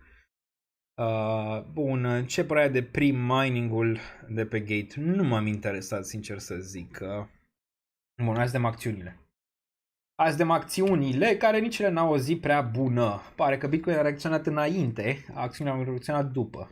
Microsoft minus 0,93, Apple minus 0,33, Google minus 1,06, Amazon minus 1,58, Tesla minus 2%, Nvidia minus 1,8 aici. Înainte de earnings, financials 0,83, avem Mastercard și cu Visa aici, bănci, bine. Iar dacă a vândut Buffett niște Bank of America 0,37 pe plus, JP Morgan pe plus 0,03, Wells Fargo stă foarte, foarte bine, Citigroup un pic pe scădere, Berkshire Hathaway aici, auzisem că are 1 trilion în pare bani în spate, ceea ce destul de mult. Asta lui Buffett, Berkshire Hathaway. Bun, altceva, Amazonul, am vorbit de el, Tesla și apă corecție, nimic extrem în ceea ce privește bursa momentan, dar să vedem cum arată ea de fapt, dacă mergem aici pe Stonks. VIX-ul pe urcare, după ce a avut o corecție majoră de la acest eveniment aici cu Japonia, acum pare un pic în lateral aici. DXY-ul, da, vorbeam pe Patreon că e la zonă de bounce, am zis că poate mai testează 99.7, 99.2, dar aproape de bounce. Și toate paritățile celelalte versus dolar vor suferi în perioada viitoare, măcar un pic, deoarece e momentul în care ai un bounce normal aici, după ce ai avut corecția asta. Posibil să vezi un bounce până în FOMC aici de la DXY și în FOMC să vezi rect de la el.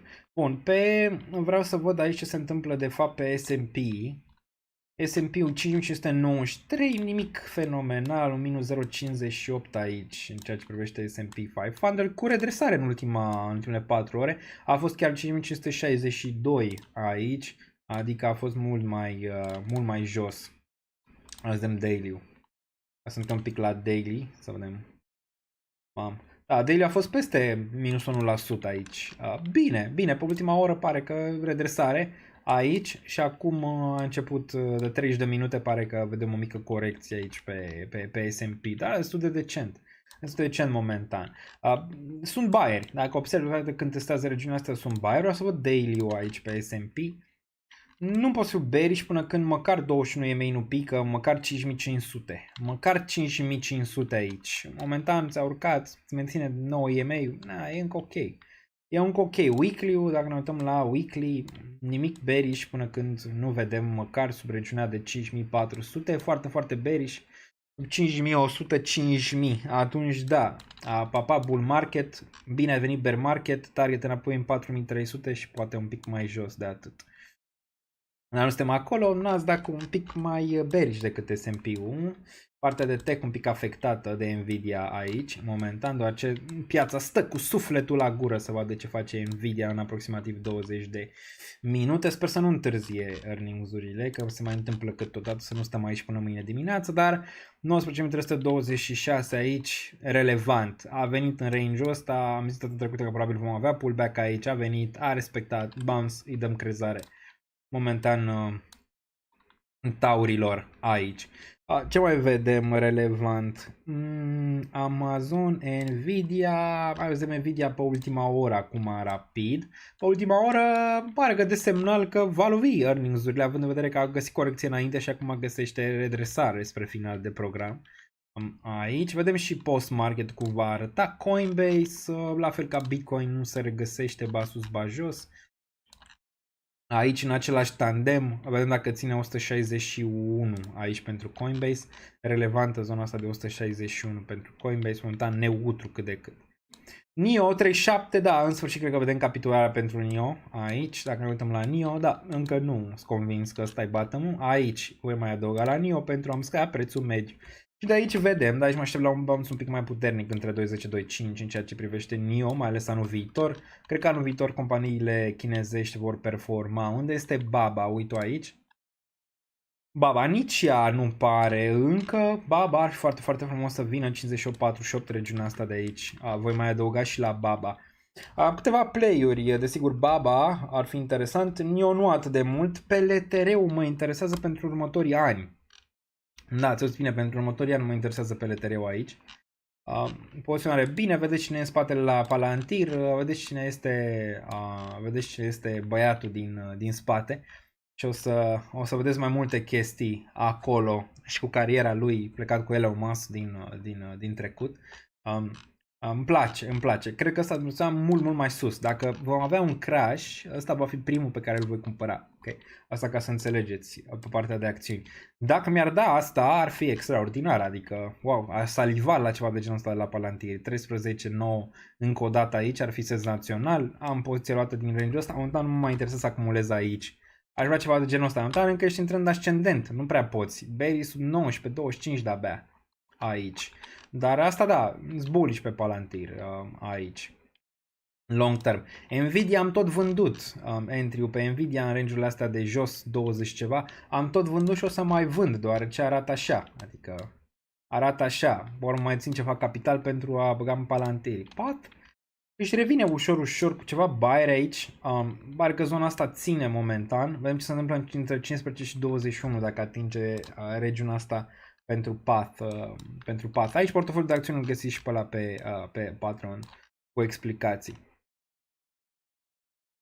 Să trăiască domnul Niță, hai în octombrie fă o minune, așa se preconizează momentan, nu punem pirostrie nici la septembrie, având în vedere faptul că am văzut deja ceva scăderi la final de august. Când se termine? Vreți să vorbim despre monthly acum? Zice, hai să vorbim despre monthly duminică când vom avea live, că vom avea live duminică, dacă vreți să vorbim mai mult despre monthly, că se închide și luna aici pe toate piețele și am putea vorbi duminică mai real pe monthly. Bun, monthly-ul, da, un pic scârție, de ce? Prima dată, pentru monthly, n-aș vrea să văd închidere sub 60.952 pentru BTC sau hai 60.700. Prea aș vrea, deoarece ultima oară, nu, ai fost aici în februarie, când ai tranzacționat pe lunar, candle, închidere aici. Okay? Dacă august ar tranzacționa așa, septembrie din nou ar deschide poarta la retest în week-urile astea de aici, ok? Pentru Bitcoin. Deci n-aș vrea așa, deoarece aș vrea să mențină zonele astea aici de 68, 61.000, un 61.000 pe lună, închiderea ar fi chiar bine. Dacă ne uităm la 365 de zile, la 12 luni, pe 12 luni Bitcoin arată așa, nu arată rău. Deci pe 12 luni, dacă să ne uităm la final de an, dacă Bitcoin îți închide peste 46.000, de asta e și foarte importantă zona aia, 46-48. Încă ok, sub 46-48, problemă, ok? Deci anual pe 12 luni, bine în continuare aici Bitcoin, ok? Bine, poziționare pentru anul viitor mai sus. Aici dacă ar închide peste nivelul ăsta. Dacă închide sub nivelul ăsta de 46.000, din nou bear market, adică poate să deschidă poarta până în range-urile astea de jos, de tot aici. Pentru BTC, dar mai avem până la final de an, a zice acum să ne concentrăm pe monthly. 2 luni, se închide în 3 zile și candela de 2 luni, care nici nu este extraordinară dacă ar închide sub 60.000, 60.000, 60.000. Foarte important, monthly-ul ăsta, septembrie, dacă august ar închide peste zona de 61.000, foarte bullish pentru septembrie. Dacă nu, probabil septembrie va încerca să închidă din această inegalitate de aici. Am făcut așa un mic preview, dar mai analizăm asta și în viitor. Bun, cum trebuie să fie știrea Nvidia să fie bullish? Păi am vorbit mai devreme. Dacă ne uităm aici earnings-urile, dacă ne uităm la earnings imediat, 2 secunde, trebuie să lovească pe ambele, trebuie să lovească și partea de, imediat dăm un zoom, ca să vedeți aici despre ce e vorba. Bun, trebuie să lovească partea de earnings per share, care o vedem aici la 0.65, trebuie să lovească și partea de revenue, care e la 28.72, ok? Aici, astea două, dacă lovește pe amândouă, foarte bine. Dacă una dintre ele scârție, nu este bullish, ok? Dacă vine 28, 75, 73, e în așteptare, nu e nimic fenomenal. Piața poate să așteaptă la un 30 de miliarde aici. Dacă vine un 0,66, tot e în așteptare, dar mai mult neutru. Dacă vine un 30 de miliarde, da, bate bine, îți dai seama. aici. Dacă vine aici 0,8, 0,85, 1, bate foarte, foarte bine atunci, ok? Deci cam asta am putea să ne așteptăm la Nvidia. Ce zici de TEDA, Daniel? Vedem un 10. TEDA, nu m-am uitat pe el să văd. Bun. Mai departe. Insula iubirii trebuie să fii tare trist. Oamenii se uită și la chestii de genul ăsta și nu condamn pe nimeni. Fiecare are, de aici, o slăbiciune. Mie îmi plac foarte mult filmele SF, de exemplu. Am fost și am văzut, nu prea merg neapărat mereu la cinema. Dar de asta chiar am fost și am văzut ultimul Alien, de exemplu. Sunt fan de multă vreme și am văzut tot ce se putea vedea de mai multe ori în ceea ce privește Alien și sunt fascinat de filmul ăsta și am fost și am văzut pe ultim. De ce? Adică, trebuie să mai ai și chestii de genul ăsta, dar să nu faci, să zicem, o tendință să te concentrezi doar pe aia. Că dacă ai o tendință să te concentrezi doar pe aia, e nasol. Nu o să ajungi departe, că îți ia timpul, îți ia ochii, îți ia tot și nu te concentrezi pe ce ai nevoie să te concentrezi. Dar mai ai nevoie, fie că te mai uiți la un meci de fotbal câteodată, fie că te mai uiți la un film câteodată, fie că te mai uiți la iubire din când în când, dar să te uiți 3 zile la rând. No, un pic cam complicat, că îți ocupă foarte, foarte mult timp. Bun, la celor sunt raportările 15 minute, doamnelor, 15 minuțele. Dacă vreți putem să intrăm, dar să mai facem niște analize în 10 minute așa pe altceva decât să intrăm pe Bloomberg, să ne uităm ce e acolo. Ne uităm pe Bloomberg în vreo 10 minute, cam așa, imediat. Din nou, vă reamintesc, dacă vă place conținutul, aveți butonul de like, vi-l arăt imediat. Aici poate ducem într-o 1000 până la final, 867, crește ușor. Poate ducem într-o mie de like-uri aici, apreciez fiecare like. Nu sunteți obligați să faceți asta, numai dacă vreți, ok? Și apreciați calitatea acestui live, așa îl puteți ajuta, ok? Să urce foarte, foarte sus. Pe zona de algoritm. Ok, bun, mă găsiți pe toate rețelele de socializare, le aveți jos, Twitter Real Daniel Niță, Instagramul îl găsiți și pe el aici, crește și el, o să fac și short-uri din ce în ce mai multe, încerc măcar 1-2 săptămânal să pun cu informații un pic mai restrânsă, dar găsiți aici și partea de Instagram, Real Daniel Niță, puteți să găsiți aici. Tot găsiți aici. TikTok-ul găsiți și pe el, dar nu prea sunt activ acolo pe zona de TikTok. Okay? Postarea cu Nvidia o găsiți pe Patreon. Este vizibilă pentru toată lumea care mă urmărește pe Patreon. O găsiți aici. Prima dată a fost desigur pentru cei care sunt abonați, dar acum pentru toată lumea, cei care mă urmăriți pe Patreon, o puteți găsi aici. Okay? Cu așteptările pe care le-am reliefat mai devreme, mă aștept la o reacție, să zicem așa, la o reacție mediană, adică Nvidia se potrivește cu așteptările, cam la asta m-aș aștepta. Bun, Bitcoin aici începe, să zicem așa, o mică volatilitate, momentan nu. Bun, hai să mai facem niște analize. Nu știu dacă au fost ceva super chat-uri sau nu. Imediat mă uit și analizez. 2 secunde. Imediat. ML Johead, bine a venit membru pe canal. Marius sunt 2 membru de 29 de luni. Daniel, facem un pull, că la asta suntem în piață. O să facem pe Twitter cel mai probabil zilele viitoare. Mergem la vale, păi suntem în piață probabil destul de mult. Unii total, alții 80%, alții 70%, cam pe acolo pe undeva. Mergem la vale, fere semne vitale, zice DUC aici. Bun, Stănchescu Andrei, bine venit în categoria membrilor. Mircea M, membru de 26 de luni, cred că asta a fost ultimul aici, a dat niște Moon Baby, a dat acel ticker. Bun, cam asta, n-am ratat mare lucru, nu știu dacă am ratat ceva pe partea de super chat-uri pe Xportal, nu cred, facem analize. Bun, mergem analize înainte de Nvidia Earnings. Mergem aici și ne uităm așa, vedem prima dată ce pică, vedem BTC, TLM, după ce a avut o urcare, acum în jos, vezi, nici nu are mare volatilitate aici, încă bearish. Până când nu reia, vezi dacă am făcut o analiză pe asta, da, cam asta era ideea, a făcut bounce peste 1.0114, dar nu poate să mențină bull și ăsta peste 0.02 de-abia aici.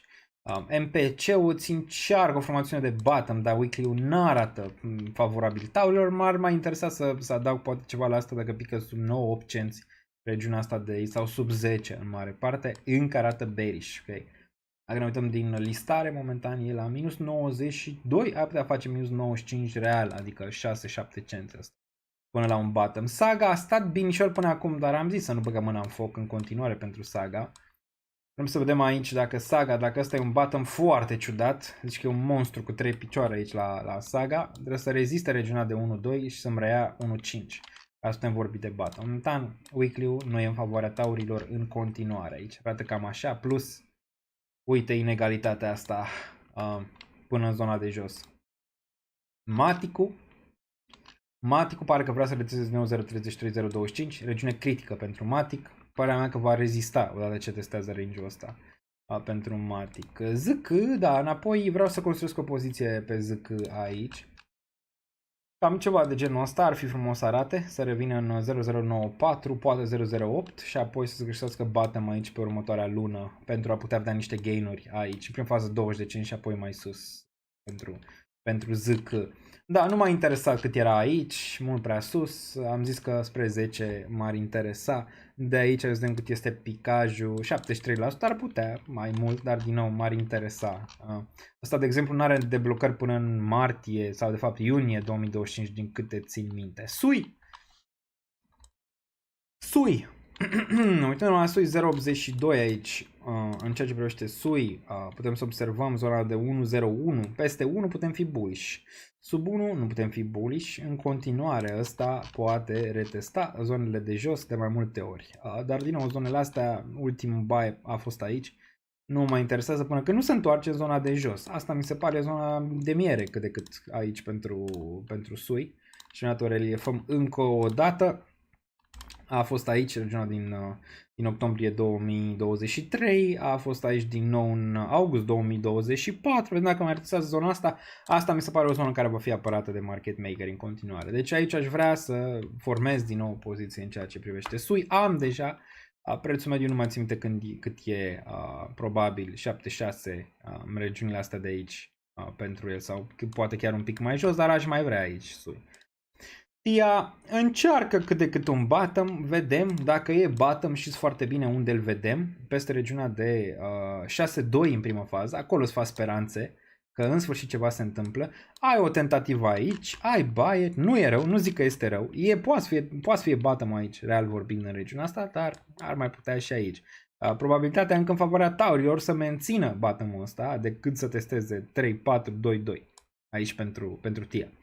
Dar dacă urcăm peste 6.2, lucrurile sunt mai clare și mai clare peste 7.6, vă ziceam, ca să avem un reversal pentru acest trend descendent plecat din februarie, februarie de aici, trebuie să urcăm înapoi peste 9 și 21 EMA și asta ar fi, desigur, regiunea de 7.6. 7.6 și desigur aici, vedem foarte tauri în ceea ce privește TIA, pe zonele superioare și all-time high.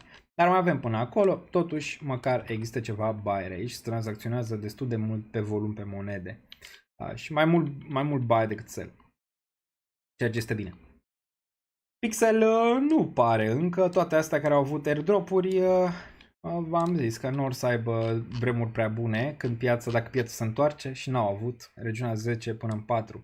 Asta ar fi o regiune relevantă. Dacă îți place Pixel, aici, asta ar fi, nu e sfat financiar, dar aici ar fi regiunea. Nu e atât de departe. FTM, trecem și prin el un pic. Trebuie să urce FTM-ul peste 0.54 aici. Până atunci, sau măcar 0.5 să ia suport. Până atunci pare o macro reacumulare cu minime în urcare, dar poate să mai dureze ceva. BIM.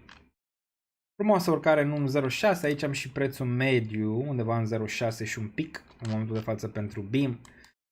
Încă în trend descendent, ca ăsta să reia în zonă bull aici, am zis că probabil va încerca să retesteze nivelul ăsta de 0.012, ceva de genul ăsta vrei să vezi de la BIM, dar poate să încerce un subsol, mai ales venind sub zona de 1 cent aici pentru BIM cu timp.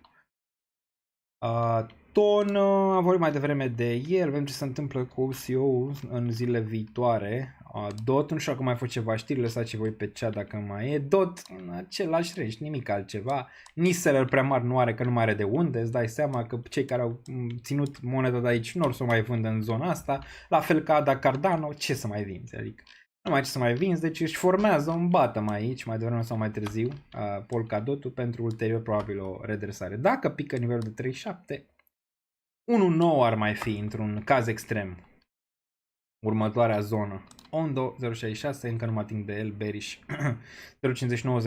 0.59-0.41, destul de relevant pe regiunea respectivă. 7 minute, Solana 145, a tot performat Solana aici. Uităm la Solana ETH un pic și la Solana BTC. Dacă tot am rămas, facem niște analize. 160, da, asta e zona. Bullish doar peste zona asta pentru Solana. Aici, zona asta all time high cel mai probabil. Până atunci nimic relevant, probabil bounce din nou, da, a făcut din 141 din nou. Nimic. Acum Solana, Sol ETH m-ar interesa mai mult. Sol ETH. Ăsta. Bun, imediat, Telegram CEO Pavel Durov was charged in France for complicity in the spread of sexual images of children and other crimes on the messaging app. Vedem aici ceva.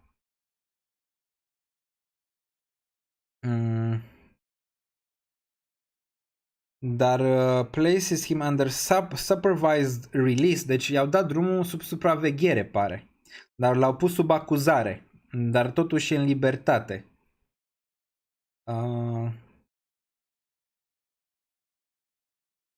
Da, deci trebuie să stea în Franța, e în supraveghere, dar e în libertate, dar nu are voie să părăsească Franța. Deci cum e și ca un fel de Tate în momentul de față. Adică vor să vadă dacă poate să-i aducă ceva, să-i dea 20 de ani. Dar vedem. Astea sunt ultimele breaking news, așa, în ceea ce îl privește. Bun, Solana ETH.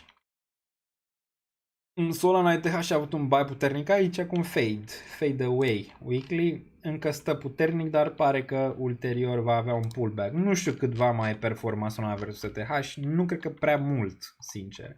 Dacă ne uităm la Sol BTC, e foarte important să mă uit și la asta pentru a vedea cât mai vând niște Solana în Bitcoin. Noi suntem la un weekly. Bun. Știi cu ce îmi seamănă ăsta? Cu ETH BTC din trecut. Da, cred că și ăsta, dacă mai are un leg up, poate să mai fie undeva pe aici, prin nivelul ăsta, odată. Dar cred că ulterior, ceva de genul ăsta va face. Adică ce face ETH BTC în momentul de față. De asta vreau să fiu foarte, foarte atent, mai ales dacă pică sub 0.019 aici. Pentru a tăia poziția de Solana în Bitcoin. Relevant. Nu știu dacă ar mai putea un all-time high. Cred că foarte aproape de ce se întâmplă între Solana și ETH BTC în momentul de față. Asta ar mai fi interesant dacă ar pica spre regiunile astea de aici pe viitor, dacă aș vinde. Aici ar mai fi o regiune. Bun. 3 minute. Vreau să mergem pe earnings-uri. Hai pe earnings-uri, dacă mergem aici, rapid. Bloomberg Live sau CNBC Live? Ce dorește sufletul vostru? In field organizing to help steer his political work. It's a move that suggests, as Teddy writes in the New York Times, that Mr. Musk is preparing to become even more involved in Republican politics and get out the vote efforts specifically. This doesn't surprise me after the platform or the conversation that he did with Donald Trump on X. Un live, marathon documentaries, ok, shocking report, Bitcoin, da, nu-l văd pe ăsta. Yahoo mai avem aici. Da, hai pe Bloomberg, fie. They hired Chris Young, who was formerly of Pharma. Ne-a băgat muzică, ceea ce nu este bine. Îi dăm pe mute, dar așa arată momentan. E pe mute momentan, deoarece... Pe mute! Pe mute! Pe românește, deoarece încă N-am ajuns acolo, n-am ajuns la partea de închidere pe bursă, să închidă casino, mai avem un pic, mai vorbim, lăsăm așa momentan. Bun, hai să vedem pe Nvidia, ce credeți? Lovește, nu lovește, dump, pump? Mergem la closing bell imediat, ia-ți de mie muzică.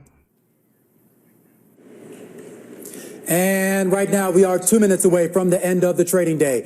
Romain Bostic alongside Scarlett Fu taking you through the closing bell, a global simulcast. It starts right now. Carol Massar and Tim Senovic joining us in the radio booth. Alex Steele, she was just too afraid of those NVIDIA earnings, decided to take the day off. She's not here. afraid of But anything. we welcome all of our audiences across all of our platforms here, including our partnership with YouTube, on what I'm told, Carol Massar, could be the most consequential day in the history of America. Oh, man. Okay, now you're like pushing it. But it's an important one for the markets. We know that NVIDIA, what happens in terms of earnings, how it trades, it has impacted the trade, overall the equity markets a lot. The sell-off that we saw in NVIDIA and then the big bounce back.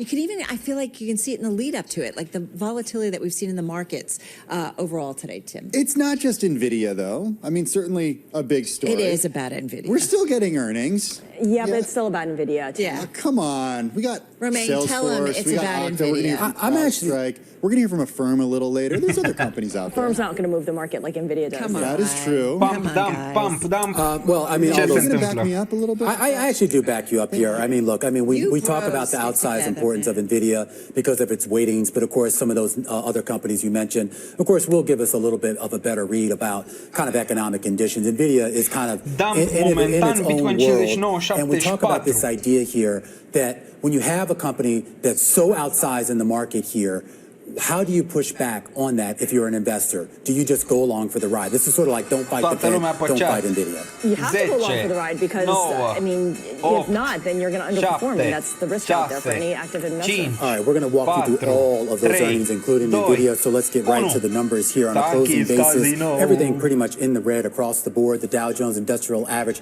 down more than 100 points or 0.4%. The S&P down more than 30 points or 0.6%. The Nasdaq is going to close out the day down by more than 1%, and the Russell 2000, Carol Massar, closing the day down by about 0.7%. All right, so a little bit lower. So back to the big caps I go, guys. You had about 214 names in the S&P 500 actually gaining ground today, 285 losing ground, and then Scarlett, you had 4 unchanged. All right, let's take a look at the IMAP. It's going to be pretty much a red pizza pie. A little bit of green there. The only green really is in the financials and the healthcare space, and they're marginally higher.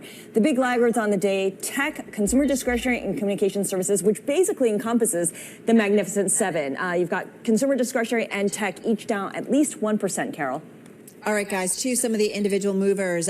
We have Chewy up about 11% today, rallying to the highest in about a year, to its highest, I should say. The company came out second quarter results and gave an outlook that was positive. We've got some earnings. We probably should go to them. Let's do Salesforce now, crossing the wire right now in its most recent quarter. Sales coming in slightly above estimates at about $2.07 billion. The street was looking for $2.01. Operating income beating slightly here, $3.14. The street was looking for $2.96. EPS also a slight beat at $2.56 a share.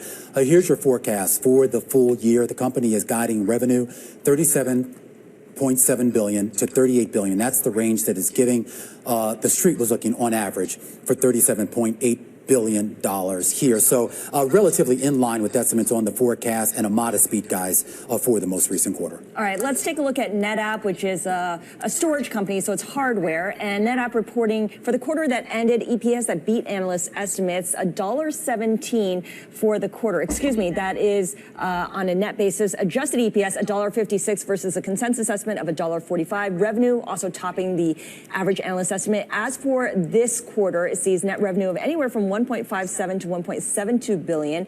The consensus estimate is 1.62 billion, and NetApp still sees full-year adjusted gross margin of 71 to 72%. The stock not moving yet in after-hours trade. Okay, I'm taking a look at shares of Okta. They're not moving in after-hours trading either, but second quarter adjusted earnings per share did beat estimates. EPS came in at 72 cents versus estimates of 61 cents. Revenue was up 16% year over year. It came in above estimates at $646 million. All right, we do want to go back to Salesforce, of course, at least for right now. That is the biggest company reporting out there here. The president and CFO of the company, minus her name's 002, Amy nimic Weaver, momentan. she is stepping down from the company, though she will remain CFO until a successor is named. I'm not quite seeing the reason for her departure here, but of course we do know there has been a lot of talk here about the C-suite up there at Salesforce, whether some of the folks there were aging out, whether they needed to change. Amy Weaver, the president and CEO, going to be stepping down once a successor is found for her position. Yeah, it looks like she was named CFO back in early 2021, so been there for a few years. Let's go to another one crossing the retailer Five Below, guys, coming out with its latest results. Let's go to the outlook. Fiscal year adjusted EPS $4.35 to $4.71. Looks like it's opening a little bit of that range. The estimate out there is $4.75, so that's below that. The stock, though, is up almost 4% here. Third quarter adjusted EPS 10 to 22 cents. Estimate on the street is 15 cents a share. Third quarter net loss of $2 million to $13 million, and third quarter net sales of $780 million to $800 million. The estimate on the street is $790.2 million. And let's go to the second quarter. Last quarter, what it did, second quarter EPS 60 cents a share, and that's 6 cents better than what the street was expecting. And Scarlett, you've got that stock rallying about 5% here. Yeah, Five Below up 5%. Of course, they sell affordable items. Mi-am luat placă video de la Nvidia. Stați niște că o să crească. Așa e. They do sell affordable items. For useless facts. Keep them coming. You know, any company that delivers value to a consumer is in fashion right now. I'm just looking at the overall after-hours trade right now in terms of most active stocks by value, and Salesforce up almost 2%. But the other names that we've gone through, you're not seeing a whole lot of activity in those companies in after-hours trade. Nvidia, we should mention, up marginally after declining in regular trading before its results come out. Okay, so now as investors have had a chance to check out shares of Okta and the results of Okta, shares down about 3% in the after hours. This does come after the company reported its latest results that did show that it beat on the top line and on the bottom line. I am curious, guys. I mean, obviously, we're kind of biding time here until we get to those NVIDIA earnings here. And there's been a lot of talk here about the weighting in the S&P, almost 7%, 11% in the NASDAQ Composite, 14% in the SOX. So it doesn't matter what this stock does. It's going to move the broader market. We're getting some other earnings right now. All right, so let's get to them. We've got CrowdStrike crossing the Bloomberg terminal. Let me just bring it up here on my terminal. And you've got CrowdStrike. Second quarter revenue, folks, it's a slight beat, $963.9 million compares to the estimate of $958.2 million. Second quarter adjusted EPS also a beat, $1.04, so that is 7 cents better than what the street was expecting. Nonetheless, right now you're looking at CrowdStrike down about 8 tenths, about 0.5% here in the aftermarket. Yeah, I'm just looking at the comments here, and they did have a comment here about in response to rising point productivity complexity. Boy, that's a lot of corporate talk. And an elevated threat environment, organizations increasingly focus on consolidating their cybersecurity vendors into a streamlined platform that delivers better security outcomes, which is CrowdStrike Falcon.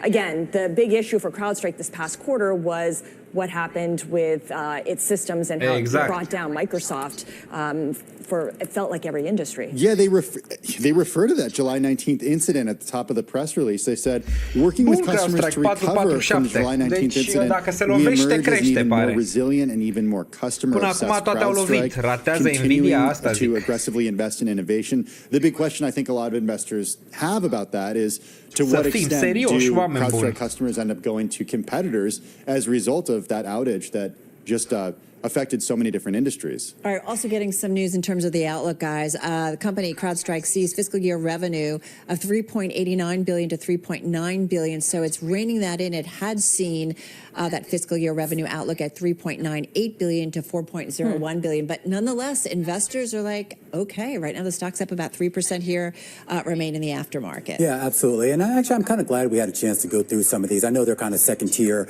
compared to NVIDIA, but we talk about all these names basically kind of in that broader software tech space, and you are getting a better sense here of the health of these companies and more importantly, the health of corporate spending. And that, of course, is going to be a big theme when we get to NVIDIA. We know they're making a lot of money. We know they have revenue growth here, but we've already heard from some of the big hyperscalers that they have taken a closer look at their AI spend and decided that maybe it was a little bit too much too soon. You know, that's funny that you bring that up too, because I was thinking about, we had a conversation with Ian King, and he was talking about specifically for NVIDIA, when I'm just pulling up the supply chain function analysis on the Bloomberg, and that when you've got a company like Microsoft that's already 45% of their CapEx spend is NVIDIA. Meta, it's 41%. How much more can they get from their big customers? It's something to think about what the future spend is and how that impacts Companiile NVIDIA mari nu prea mai au buget, nu? I don't want to cut into your long goodbye, but that's a great point, and I really encourage everyone to do that. It was an SPLC, because I was looking at that this morning too, and I didn't realize how much of NVIDIA's revenue was dependent on basically just 5 big tech companies. Yeah. Exactly. It was like more than 50%. Supermicrocomputer. Yes. Who's who? A big tech, right? Yeah. Aren't you glad I Da, corect, dar nu de acolo fac ei banii, Victor. Still pretty big tech. Atât de mari în momentul de față. The decliners, but Supermicro was top of the list for me, guys. All right, NVIDIA, guys, just up about 110, unchanged in the aftermarket. You know what, Scarlett, I'm with you. I'm just going to say, I'm with you. All right. Look at that. NVIDIA.com, everybody. All right. That's a wrap for cross-platform radio, TV, YouTube, Bloomberg Originals. We both, on both sides, watching for those NVIDIA earnings, but the team will see you again, same time, same place tomorrow. Ok, pare că întrerup un pic programul până la Nvidia Earnings, mai stăm un pic aici, mai stăm ca să vedem ce se întâmplă, dacă se întâmplă, cum se întâmplă, 2 secunde, ne întoarcem și trecem pe Nvidia, stăm până la Earnings, vedem ce se întâmplă și cu piața overall și apoi încheiem treaba. Bun, Nvidia, minus 002, în post-marketul este linia asta albastră pe care o vedeți, aici. Și arată 2 secunde. Da. Bun, post-market 125.34 aici în colț îți arată, dacă contăm pe 1 hour. Cred că trebuie să dăm pe time frame-urile mai mici, pe un 10 minute cred că ar fi relevant. Mergem și pe commodities spre final, dar momentan vreau să dăm aici. Minus 0,2, începe un pic de volatilitate. Un pic de volatilitate, dar nimic extraordinar momentan. BTC-ul 59.175, 0,5 pentru Nvidia, ok, 0,67, minus 0,65, 0,54, probabil 10 minute aici până la... Pe 5 minute pare că pică, dar vedem. Prealichitatea de la, din ce zona este, la 125, zice cineva și prealichitatea nu prea are. Lichidate mai are aici 124.4 până în 122, dacă prealichitatea o le oprea de aici, din zona asta, nu de aici, de aproape. Da, 9 minute, cică.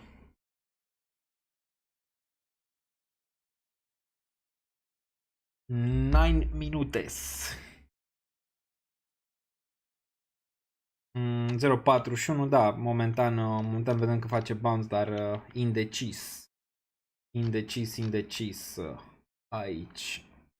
O să ne uităm în timp real dacă Bitcoin 59.131 momentan, recuperează aici, Nvidia 125.3, după cum vedem, recuperează, se joacă.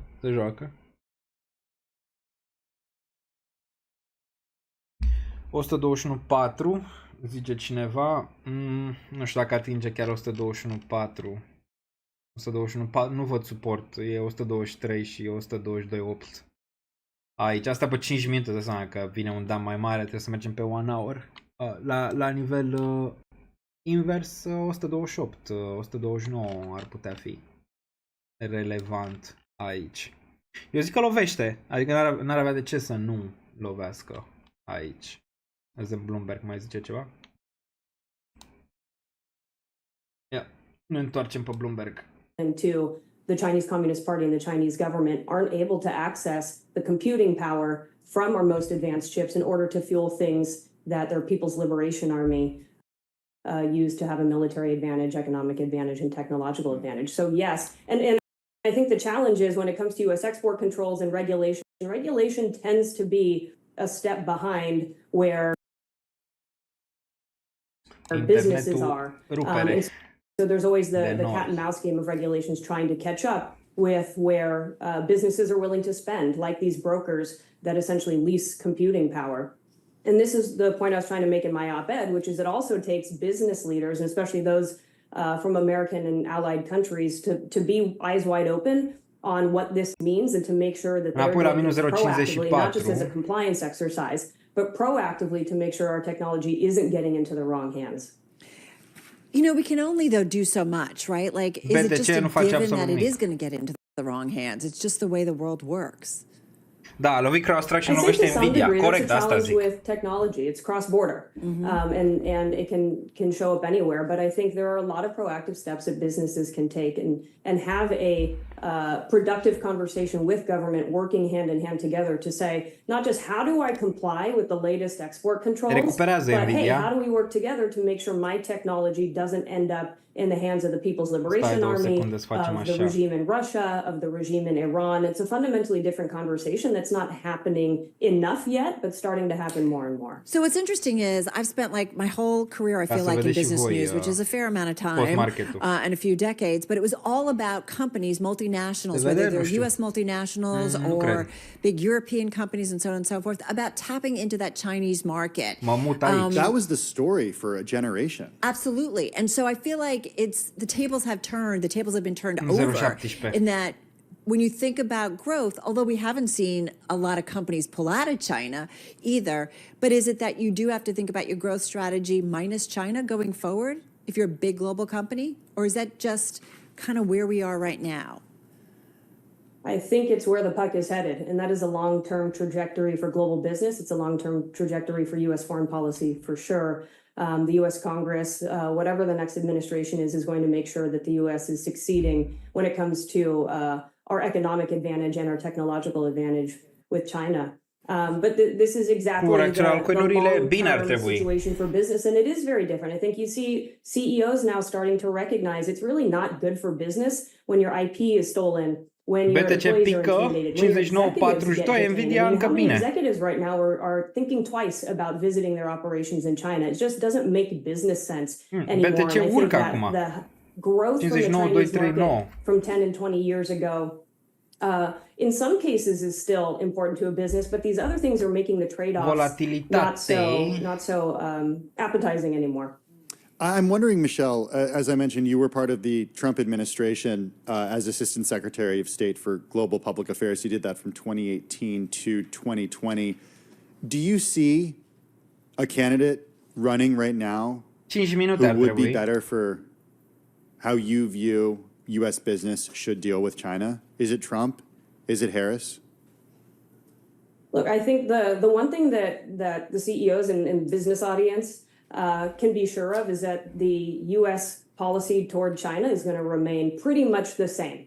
There will be some differences and slight nuances here, but as I mentioned, the U.S. Congress in particular is very bipartisan when it comes to our approach to China. We have Molinar and Krishnamurthy leading the China Select Committee almost by the day, coming out with new initiatives, new legislation, raising awareness on this competition with China. So I think there's going to be a lot of consistency. We've already seen tremendous consistency between the Trump administration and the Biden administration. And I think CEOs can expect that to continue. What about, though, when, the U.S. makes some restrictions on non-U.S. companies, their allies, right? Companies within their allies countries. I wonder, do you think that is able to continue, or do you think it gets a little complicated, especially when you've got companies that are relying, whether it's a European company in the chip space or the semi space, that are relying on that Chinese marketplace? We see a lot of movement and cooperation in that regard. The founders of the Kroc Institute, when we led the Clean Network to secure 5G, we had 60 countries working together and 200 telecommunications companies working together to put trust at the center of our 5G policy. We've seen the same type of cooperation, even just on EVs. You have the US, you have the EU, Canada, just put restrictions on EVs. So there's a lot of cooperation because these trusted partners and trusted allies have the same point of view where we don't want to be taken advantage of by an adversary, an authoritarian adversary who could be using our technology to advance their interests at the detriment of ours. All right, we're going to leave it on that note. So glad we could get some time with you. That is Michelle Gaida. She's the CEO of the Kroc Institute for Tech Diplomacy over at Purdue, as we mentioned, former Assistant Secretary of State for Global Public Affairs, serving then President Trump. Linia albastră este post-marketul, vă reamintesc. Let's go. Let's talk NVIDIA. NVIDIA shares did shed more than 2% ahead of its earnings report that are due in the coming minutes. The stock up more than 150% so far this year. It is the top performer in the S&P 500 and the NASDAQ 100. Let's go now to Bloomberg Technology co-host Ed Ludlow, who joins us from our San Francisco bureau. Ed, the most important numbers you're watching in just a few minutes. Bitcoin 59.43. I mean, all of them. It's probably the most important earnings report in my career, which is not quite as long as both of yours, but you go straight to the data center business and not necessarily for the quarter gone. We have a good sense of how that will go. It will probably be $25 billion of data center revenue. You have to go straight to the outlook or the guide for the fiscal third quarter, because that answers the only question we have, which is what is the staying power of this AI investment cycle?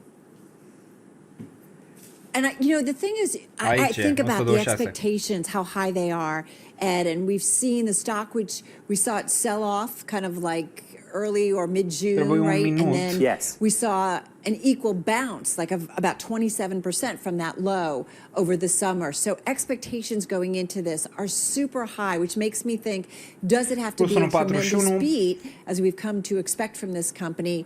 Otherwise, there's going to be a little bit of disappointment or some questions. Well, let's take the fiscal third quarter guide example. The average analyst estimate is $31.9 billion, but at the very top end of estimates, you're talking $39 billion. There are some on the street who have very high expectations. I've learned from people like you at Bloomberg over the years, one market session a market does not make. This is a stock up 150% year to date, but almost 1,000% from its October 2022 bear market low. It was incredibly overbought January through March, and then again in June and July, and retail investors continue to pile in. That sets us up for some tension, I think. Yeah, speaking of tension, about 30 seconds away from when we are expecting those numbers Stock is up 1.6% here ahead of the earnings, so we're just waiting for NVIDIA to cross. So we're seeing some trade ahead of the results actually crossing, some optimistic trading, if you will. As we said, the stock, which was a little bit lower today, it's bouncing here almost 2% here in the aftermarket. So, I don't know, 7 seconds, and we expect these numbers to cross. I'm going to let Ed Ludlow take a look at his Bloomberg terminal as we do expect these numbers these numbers to cross imminently right now. As a reminder, Ian King notes, Let's the do release it. typically hits at 20 past. All right, second quarter revenue, folks, $30 billion. Estimate was $28.86 billion. So again, that is a beat. Company approving an additional $50 billion in share buyback. Again, the stock up about 2.25% here in the aftermarket. Yeah, the company sees third quarter revenue at $32.5 billion, plus or minus 2%. The company maintains its quarterly dividend at 1 cent per share. Second quarter data center revenue, that is a very important metric to keep an eye on. That is the vast majority of the company's revenue, coming in at $26.3 billion, beating estimates of $25.08 billion. Adjusted gross margin for the second quarter coming in just above estimates, 75.7%, Carol. Estimates were for 75.5%. All right, we're talking with Ed Ludlow, the co-host of Bloomberg Technology. Ed, you said the numbers, you're watching all of them, but you did single out initially the data center revenue, which we were expecting about $25 billion. That's a beat. Yeah, it's a beat. I mean, I've got the ticker for after hours trade in front of me, and my eyes are bouncing all around, and I think the market's taking a few seconds to make up its mind. Let's just run through it. $32.5 billion plus or minus 2% is basically, I think, in line with the $31.9 billion that the street was looking for. I'll do the math on the midpoint in due course. An impressive beat, I suppose, on data center revenue in the second quarter just gone and overall revenues. Then we ask the question, why? Why was it better? They telegraphed that pretty well. And my goodness, don't you love it when there's consistency? When something that we were talking about continues to happen, and that is shareholder-friendly policy. And I think that $50 billion of additional share buybacks, no one would be sort of disappointed with that. The stock up, ish in after hours. Yeah, we were talking earlier about if things came in line with expectations, because expectations were so high, you might not see a huge reaction, Carol. Yeah. Right. 0,33 pentru Nvidia. 0,43, o reacție micuță momentan. Mâine cred că vom avea reacția reală pentru Nvidia. Momentan, dacă uităm la Bitcoin, în așteptare. 55 a făcut chiar un bounce în 59,7 momentan în așteptare.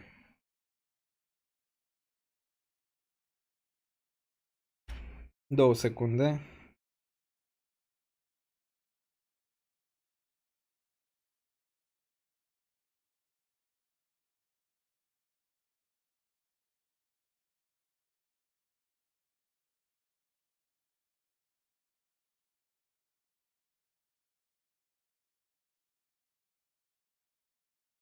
Bun.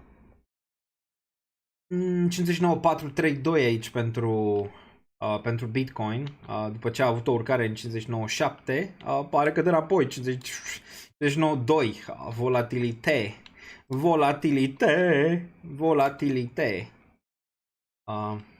volatilite, dar de ce? Nvidia, au găsit ăștia ceva în tranzacționarea pe Nvidia aici, de mergem la 0 pe Bitcoin din nou? Yeah. Minus 3,85, minus 4% pentru Nvidia, chiar dacă a lovit. Da, se joacă algoritmul în momentul de față cu cei care desigur joacă prea mult long aici, pe știrea asta. Bun, minus 4,36, toate știrile pozitive, numai că mai e momente de genul ăsta în care mulți au interpretat-o bullish. Nu văd nimic rău în ceea ce privește minus 5% aici pentru Nvidia. Minus 5%. Nvidia Q2, gross margin 75,7, ok. Estimat 75,5, poate aia ar fi o problemă, dar... Minus 6,5. Minus 6,7, o duce minus 10%, Manipulare, da, exact. Exact. Asta se mai întâmplă asta de multe ori. Nici nu mai vedem aici minus 7,4, minus 7,24.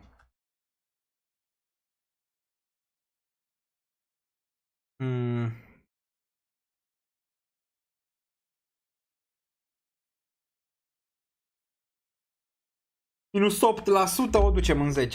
Bitcoin ce? Mai trăiește după ce a făcut asta Nvidia? Sau s-a dus la 0? Minus 8, o duce în 10% și face bounce, cel mai probabil.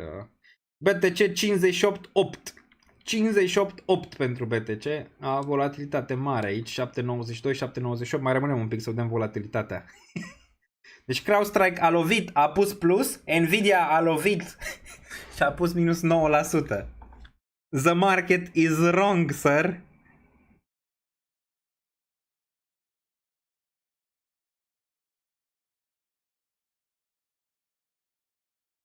Vedeți că pe bursă boții sunt avansați față ea de cripto, da, probabil. Mâine deschide pe verde, așa zic și eu. Mâine pune un dildo de 10, 11, 12, 15%. În noaptea asta volatilitatea pe algoritm. Dar vezi, Bitcoin merge după volatilitatea pe algoritm. 58,9. Deci ce face Nvidia, face și Bitcoin aici. Interesting. Interesting.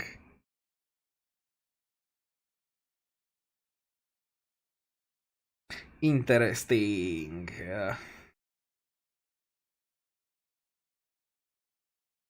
Vedem Nvidia Revenue Breakdown. Ia să ne uităm un pic aici. Ia mă să ne uităm, dar n-are ce să fie de rău. Ne uităm un pic la post zero hedge aici. Asta e așa.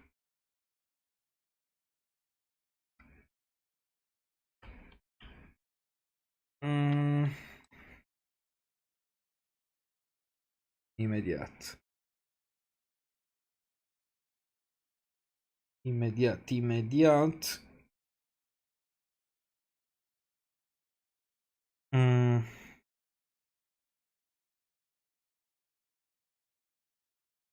2 secunde. Hai să vedem.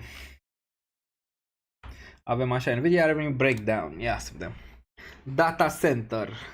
Aici Q4 2023, Q3 2023, Q4 2024, creștere Gaming aici, total 30 de miliarde, în 26, în 2025 ar aproxima. Ei, na, bine. Bine a zice, nu văd nimic ciudat aici. Professional auto, 346, se întoarce, face bani. Da, se joacă algoritmul, probabil. Da, minus 2, 51, se întoarce și Bitcoin sau? Da, s-a întors și Bitcoin, 59, 102. Volatilitate noaptea asta, eu zic că mâine deschide cu dildo, cel mai probabil, Nvidia. Vedem unde tranzacționează noaptea asta. Dacă în noaptea asta avem tranzacționare, nu știu, spre regiunea de 118, 400, da, 118, mâine e posibil să deschidă 128 la deschidere aici. Nu, datele bune, zice, adică în ceea ce privește Nvidia. Bitcoin, na, în același range. Ce a făcut FED? Păi ne deschide un plus 6 plus 10, corect, așa aproxima și eu. Fetch n-a făcut nimic, adică absolut nimic aici, Fetch, absolut nimic. A avut o mică urcare în regiunea de 1.26, a avut o mică cădere în 1.21 și acum stă de unde a plecat. Nimic aici momentan.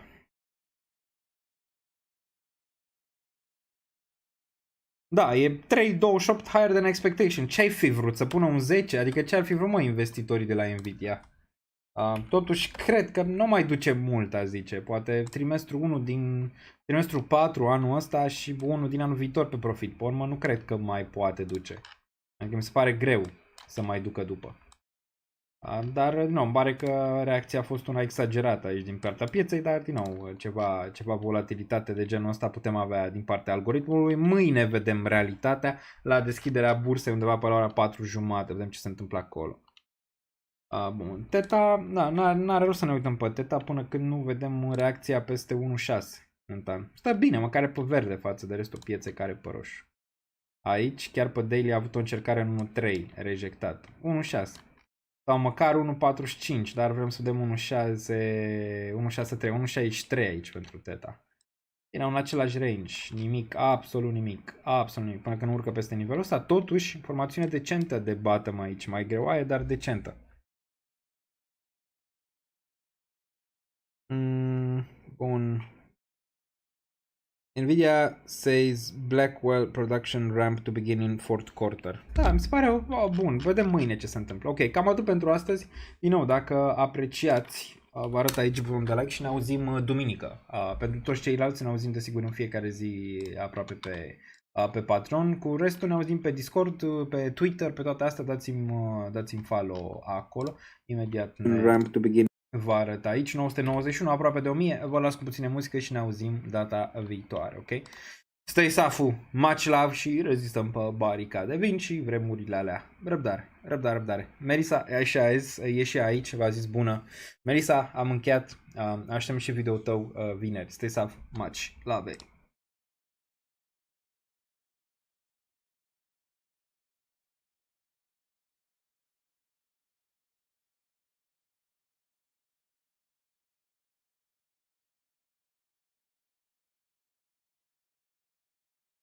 Welcome.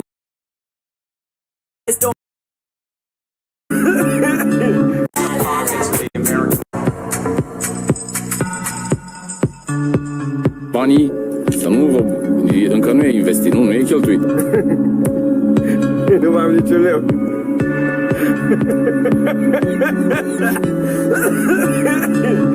Nu mai am niciun leu.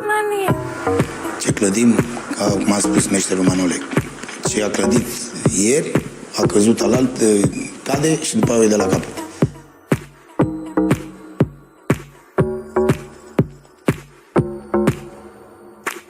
Două, trei vorbe, bună seara și bravo, Bobe! Două, trei cuvinte și bravo, Bobe!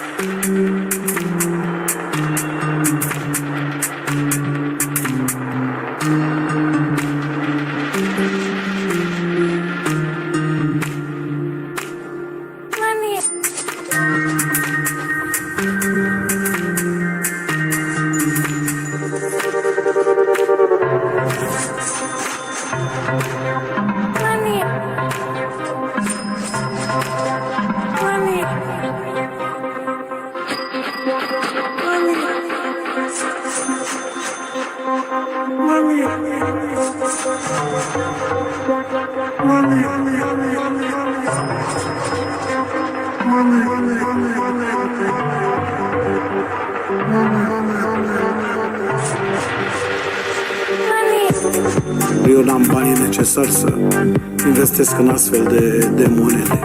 Eu bag cardul, scot milionul, îmi cumpăr ce am de nevoie și atâta tot. Mă pricep cu criptomonede și cu astea. Pentru un lapte bătut și un sandwich mi-ajung cea.